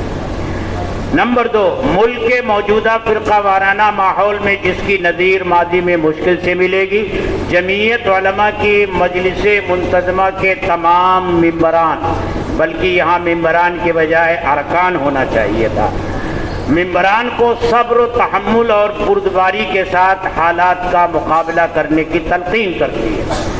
नंबर 3, जमीयत उलमा अपने तमाम कारकुनान को हिदायत करती है कि सारे लोग इस्लाह मुआशरा की फ़िक्र को अपनी तरजीहात में शामिल कर लें और इस्लाह मुआशरा के दायरे को सिर्फ मुसलमानों तक महदूद न समझें। शराब नोशी, मुनशियात की आदत बद, जिनसी आवारगी जैसी बीमारियां पूरे मुल्क को अपनी लपेट में लिए हुए हैं। उनके तदारुक के लिए हसास और फिक्रमंद बिरादरान वतन को साथ लेकर तहरीक चलाएं।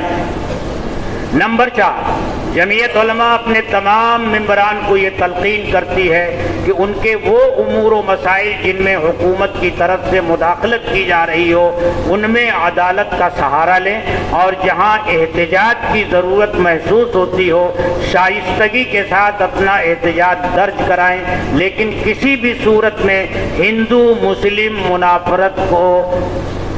मुनाफरत का उन्वान उसको बनने न दे। नंबर 5, जमीयत उलमा अपनी मजलिस मुंतज़मा के तमाम अरकान को ये ताकीद करती है कि मुल्क में नफरत की फ़ज़ा को प्यार व मोहब्बत के माहौल से तब्दील करने की कोशिश करें, रद्द अमल का शिकार न हों। परेशान कुन हालात में रसूलुल्लाह सल्लल्लाहु अलैहि वसल्लम और सहाबे किराम रज़ियल्लाहु अन्हुम अजमईन की ज़िंदगी को अपना उसवा बनाएं और हकीमाना फ़हम व फरासत से हालात को तब्दील करने की कोशिश करें। नंबर 6, जमीयत उलमा अपनी मजलिस मुंतज़मा के तमाम अरकान को ये ताकीद करती है कि किसी ऐसे जुलूस या रैली में शिरकत न करें जहां इश्तिआल अंगेज तकरीरें की जा रही हों या जज्बाती किस्म के नारे लगाए जा रहे हों। वाखिर दावाना अल्हम्दुलिल्लाह। और अरकान मुंतज़िमा, मैं समझता हूँ कि ये अपनी नौइयत का एक मुनफरिद और हिस्सास इजलास है और ये होना चाहिए। हज़रत मौलाना हलीमुल्लाह साहब कासमी दामत बरकातुहुम की ईमा पर महाराष्ट्र के अंदर शुरू हुआ है, उसका ये दूसरा इजलास है। वक्तन फ़वक्तन ये चीज़ें होती रहें। तो अरकान मुंतज़िमा और तमाम मेंबरान तक ये बातें पहुंचती रहेगी और हमें जमीयत में किस तरह रहना है, किस तरह काम करना है, इसका ढंग और सलीका आता रहेगा, जिसके ज़रिए हम बेहतर अंदाज में जमीयत में रहकर कौम व मिल्लत की खिदमत करेंगे। हमने अपने बचपन में घोड़ा गाड़ियाँ देखी थी, उसमें घोड़े के दोनों आँखों की तरफ एक पर्दा लगा होता है और उसका मकसद ये होता है कि घोड़ा किसी तरफ न देखे, सिर्फ वो अपने सामने का रास्ता देखे। तो हमें जमीयत उलमा के, हम सब लोग जो हाजिर हुए, हम जमीयत उलमा का धड़कता हुआ दिल हैं इलाक़े खानदेश का, इसलिए हम अपने यूनिटों के अंदर अपने साथियों से इन तमाम बातों की गुफ्तगू करें, उनको जमीयत के काज को समझाएं, काम करने का जो तरीका हम सीख रहे हैं उसको बतलाएं। अल्लाह ताला इस इजलास को कामयाबी अता फरमाएं और आए हुए बुज़ुर्गों की उम्रों में बरकतें अता फरमाएं और अल्लाह ताला हमें इखलास के साथ इस जमात के साथ जोड़े रखे। तो आखिर दावाना अल्हम्दुलिल्लाह नायब सदर धुलिया शहर तशरीफ लाएं। अल्हम्दुलिल्लाहि रब्बिल आलमीन वस्सलातु वस्सलामु अला रसूलिल्लाहि सल्लल्लाहु अलैहि वसल्लम खैरुन नास मन यनफउन नास फ़क़ाल अलैहि सलातु वस्सलाम यदुल्लाहि अलल जमाअ। मोहतरम हाज़रीन,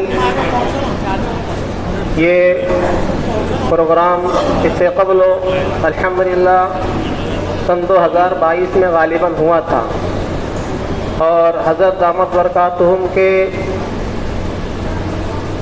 फ़िक्रमंद किताब से अल्हम्दुलिल्लाह हमारे ज़िले के अहबाब, तहसील के अहबाब और सेंटरों के अहबाब माशाअल्लाह काफ़ी मुस्तफ़ीद हुए थे। ये प्रोग्राम होना चाहिए। अल्लाह ताला ने हर इंसान के अंदर और खुसूसन बंदे मोमिन के अंदर अल्लाह ताला ने सलाहियतें रखी हैं और वो सलाहियतें ऐसी जगहों पे लग रही है जहाँ नहीं लगनी चाहिए। अल्लाह ताला ने एक मुनज़्ज़म निज़ाम दिया है। हज़रत ने फरमाया कि हमारी जमात यानी जमीयत का तरीक़े कार क्या होना चाहिए और ये जमात और मुस्तहकम कैसे होनी चाहिए, इस पर हज़रत ने ज़िक्र दिलाई। तो इसके लिए ज़रूरी है कि ये इस तरीके से प्रोग्राम हो और हमारी सलाहियतें सही जगहों पे लगे। अल्लाह ताला ने फरमाया है सुम्मा लतुसअलुन्ना यौमइज़िन अनिन नईम, कि अल्लाह ताला की जो नेमतें अल्लाह ने हमको दी है उन नेमतों के बारे में अल्लाह ताला हमसे कल सवाल करेगा। तो अक़ल की नेमत है, जिस्म की नेमत है, ये सारी नेमतें अल्लाह ताला की दी हुई है।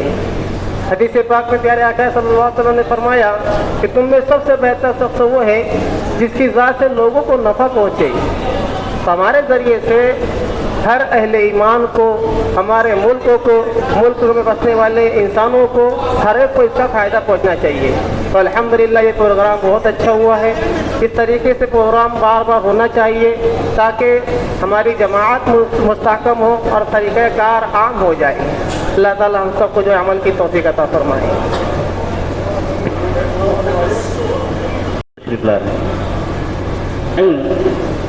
सबसे पहले मैं हमारे कायदे मिल्लत हज़रत मौलाना सैयद अरशद मदनी साहब दामत बरकातुहुम और उन्हीं के ज़िम्न में हमारे महाराष्ट्र के सदर मोहतरम मौलाना हलीमुल्लाह साहब कासमी और नाइबीन महाराष्ट्र और बिलखुसूस मुफ्ती हफीजुल्लाह साहब कासमी नाज़िम तंजीम को मैं शुक्रिया अदा करता हूँ कि वो अपनी मसरूफियात के बाद में यहाँ आए और बड़े पुरमग़ज़ अंदाज के अंदर हमें जो है सबक सिखलाए किस तरीके से जमीयत को और अरकान जमीयत को काम करना चाहिए। हमारे लिए सबसे बड़ी जो तजब्जुब की बात थी कि जमीयत उलमा और हमारे अकाबिरीन क्या काम कर रहे हैं इन हालात में, वो क्यों सड़कों पर नहीं आ रहे हैं और लोगों के शाना बशाना क्यों नहीं चल रहे हैं, उसका पूरा तस्फिया आज के सदारती खिताब में फातिमा हलीमुल्लाह साहब कासमी दामत बरकातुहुम ने हमें दे दिया है। और यकीनन सदर मोहतरम मुअर्शद मदनी साहब जो इत्तक़ू फिरासत अल मुमिन फ़इन्नहु यंज़ुरु बिनूरिल्लाह के मिसदाक़ है कि हज़रत की वाक़अतन निगाह बड़ी वसी और अरीज़ है कि हालात में किस तरीके से काम करना चाहिए, उस पर हज़रत काम कर रहे हैं। हम यकीन दिलाते हैं, बिलखुसूस जमीयत उलमा ज़िला नंदुरबार हज़रत को यकीन दहानी करवाती हैं कि यहाँ पर जितनी भी चीज़ें बतलाई गई हैं हम उस पर अमल करेंगे। इस तरह के प्रोग्राम का होने चाहिए और ख़ास तौर से ज़िलाई जमीयत को मकामी यूनिटों से और ज़िलाई यूनिट को सूबाई यूनिट से जो है कनेक्ट रहना चाहिए, तवस्सुत उसका रहना चाहिए। इंशाअल्लाह हम उस पर अमल करेंगे और कोशिश करते रहेंगे। किसी ने खूब कहा है, ख्वाहिश से नहीं गिरते फल झोली में, वक्त की शाख को मेरे दोस्त हिलाना पड़ता है और कुछ नहीं होता अंधेरों को बुरा कहने से, अपने हिस्से का चराग खुद ही जलाना पड़ता है। इंशाअल्लाह हम इसी पर अमल करेंगे। वमा अलैना इल्लल बलाग। जमीयत उलमा। अस्सलामु अलैकुम व रहमतुल्लाहि व बरकातुहू। अल्हम्दुलिल्लाहि व बिही नस्तईन। अल्हम्दुलिल्लाह सुम्मा अल्हम्दुलिल्लाह। अल्लाह रब्बुल आलमीन का करोड़ों शुक्र एहसान है कि अल्लाह पाक ने हमें ऐसे कायदीन अता किए और ऐसी जमीयत से हमें वाबस्ता किया कि जिसके कायदीन नब्बाज हैं, हर ज़माने में, हर दौर में, हर हालात के मुताबिक कौम के मफाद को सामने रखते हुए, जैसा कि शियार और शेवा रहा है जमीयत का आज तक, जो हम अपने असलाफ और अकाबिरीन के बारे में सुना करते थे, अल्हम्दुलिल्लाह सुम्मा अल्हम्दुलिल्लाह आज के इस इजलास से ये बात बिल्कुल वाशगाफ हो गई, बल्कि खुलकर जहन नशीन हो गई और दिल में उतर गई कि अल्हम्दुलिल्लाह सुम्मा अल्हम्दुलिल्लाह हमारे कायदीन कुछ गोशा नशीन नहीं, बल्कि वो उम्मत का दर्द, उम्मत की तड़प और उम्मत की फिक्र को लेकर सुन्नत नबवी के मुताबिक यानी हिकमत अमली को अपनाते हुए जोश और जज्बात से बालातर होकर कौम के मफाद को सामने रखते हुए फैसले ले रहे हैं। ये जो तरबियती इजलास हुआ है, हम तो जमीयत के अंदर जो है तो शरीक नहीं थे, लेकिन एक ज़माने तक जमीयत का तारुफ जिस एतबार से हमारे अपने सामने आना चाहिए था वो नहीं आया था। लेकिन आज के इजलास में और बम्बई में भी जो इजलास हुआ और ये जो तरबियती इजलास की तहरीक शुरू हुई है, इंशाअल्लाह हम आज़्म करते हैं कि जैसे सूबाई एतबार से और जो 5 जिलों की यूनिट ने मिलकर काम किया है, हम भी अपने ज़िले के अंदर इंशाअल्लाह तालुके के एतबार से और जिस तरह भी हमारी रहबरी और रहनुमाई की जाएंगी, इंशाअल्लाह उसको पूरे तन मन धन के साथ और पूरी जिद्दोजहद के साथ इंशाअल्लाह उसको अमली जामा पहनाने की कोशिश करेंगे। अल्लाह अमल की तौफीक। माशाअल्लाह। हकीम अल्हम्दुलिल्लाहि रब्बिल आलमीन वस्सलातु वस्सलामु अला सय्यिदिल अंबिया वल मुरसलीन। बहरहाल तासुर पेश करने के लिए कहा गया तो तासुर तो अल्हम्दुलिल्लाह पिछले जो 2 लोगों ने दिए हैं वही तासुर मेरा भी है कि हज़रत सदर मोहतरम की तकरीर पूरे इजलास का खुलासा है। असल में आज सदर मोहतरम की ज़बानी जो चीज़ें सुनने को मिली है, जहाँ तक मैं समझता हूँ कि मजमे में अक्सर लोग इसके मुतलाशी भी थे, प्यासे भी थे, इसलिए कि सब अपनी अपनी गर्दनें छुपाते फिर रहे थे आवाम के दरमियान में। हर एक की ज़बान पर यही बात थी कि भाई जमीयत उलमा कहाँ है, जमीयत उलमा कहाँ है। तो एक तो चीज़ ये है कि जमीयत उलमा के काम को ढूंढने की ज़रूरत है हमें। हम बहैसियत ओहदेदार के हमें पता नहीं जमीयत उलमा के काम, तो जाहिर है हम उम्मत को क्या बताएंगे। तो सबसे पहले तो जमीयत उलमा के काम को कलेक्ट करें जो जमीयत के ओहदेदारान हैं और मुंतज़िमा उम्मत के सामने जो हज़रत की आज की तकरीर है, मैं तो कहूँगा उसका खुलासा निकाल कर कापी पेस्ट कर दे तो किसी को कुछ समझाने की ज़रूरत नहीं रहेंगी इंशाअल्लाह। तो आज का ये तरबियती इजलास यकीनन बड़ा अहम था। अल्लाह करे कि इसको एक लंबी ज़िंदगी मिले और जैसे मुझसे पहले साहब ने कहा कि भाई ज़िले एतबार से भी جو صوبائی ریاست جس طریقے کا حکم دیں گی تو ضلع کے اعتبار سے بھی یہ مجلس منعقد ہو، پھر ضلع کے بعد تعلقے کے اعتبار سے بھی یہ مجلس منعقد ہو. اللہ کرے کہ یہ سلسلہ دراز چلے. آمین. وآخر دعوانا الحمدللہ. ماشاءاللہ. جمعیت. بسم اللہ الرحمن الرحیم. الحمدللہ وکفا وسلام علی عبادہ الذین اصطفی. اما بعد. صدر محترم اور تمام ہی جمعیتوں کے منتخب ارکان منتظمہ، اکابرین جمعیت کے فہم و فراست کا ایک عظیم ترین تحفہ ہمارے سامنے اس تربیتی اجلاس کی صورت میں پیش ہوا ہے. قربان جائیے ہمارے اپنے اکابرین کی محنتوں پر، ان کے فہم و فراست پر، کہ جو ہماری خوابیدہ صلاحیتوں کو اجاگر کرنے کے لیے عظیم ترین رہنما خطوط ہمارے سامنے پیش کیے ہیں. خصوصاً آج کا خطبہ صدارت ہماری اپنی مہاراشٹر جمعیت اور ہم ارکان منتظمہ کے تمام ہی ذمہ داروں پر اپنی ذمہ داریوں کا احساس دلانے کے لیے کافی ہے کہ ہم ان رہنمایہ خطوط کو اگر اپنے اوپر لازم کر لیں تو ہمارے اپنے ماتحت، ہمارے ممبران جمعیت علماء کے سر جوڑ کر ہماری اپنی جمعیت کے کاز کو ماننے اور اس کو مضبوط کرنے کے لیے تیار ہوں گے. حضرت نے ایک عظیم ترین رہنمایہ خطوط ہمارے سامنے جو پیش کیا کہ جمہوریت میں سر گنے جاتے ہیں، کام کرنا ہمارے اپنے ذمہ داروں کا ہے، جمعیت کے ذمہ داروں کا ہوا کرتا ہے، لیکن ہماری اپنی جمعیت کو مضبوط کرنے کے لیے اور جمہوریت کے اعتبار سے ہمارے اپنے ممبران کو جمعیت سے وابستہ کرنے کے لیے ان کے پروگراموں کا انعقاد کرنا تاکہ ان کا تعلق ہم سے باقی رہے، قائم رہے، اور اس طاقت کو حکومت اور عدالتوں کے سامنے جب پیش کیا جائے تو ہمارے اپنے اسلامی تشخص کا، ہمارے اپنے اسلامی اور مذہبی روایات کا یقیناً تحفظ اس سے ہو سکتا ہے.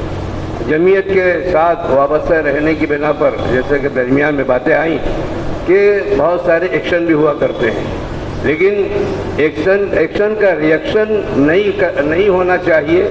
ہمارا اپنا کام صبر و تحمل کے ساتھ آج کے ماحول کے اعتبار سے گزارنا ہے.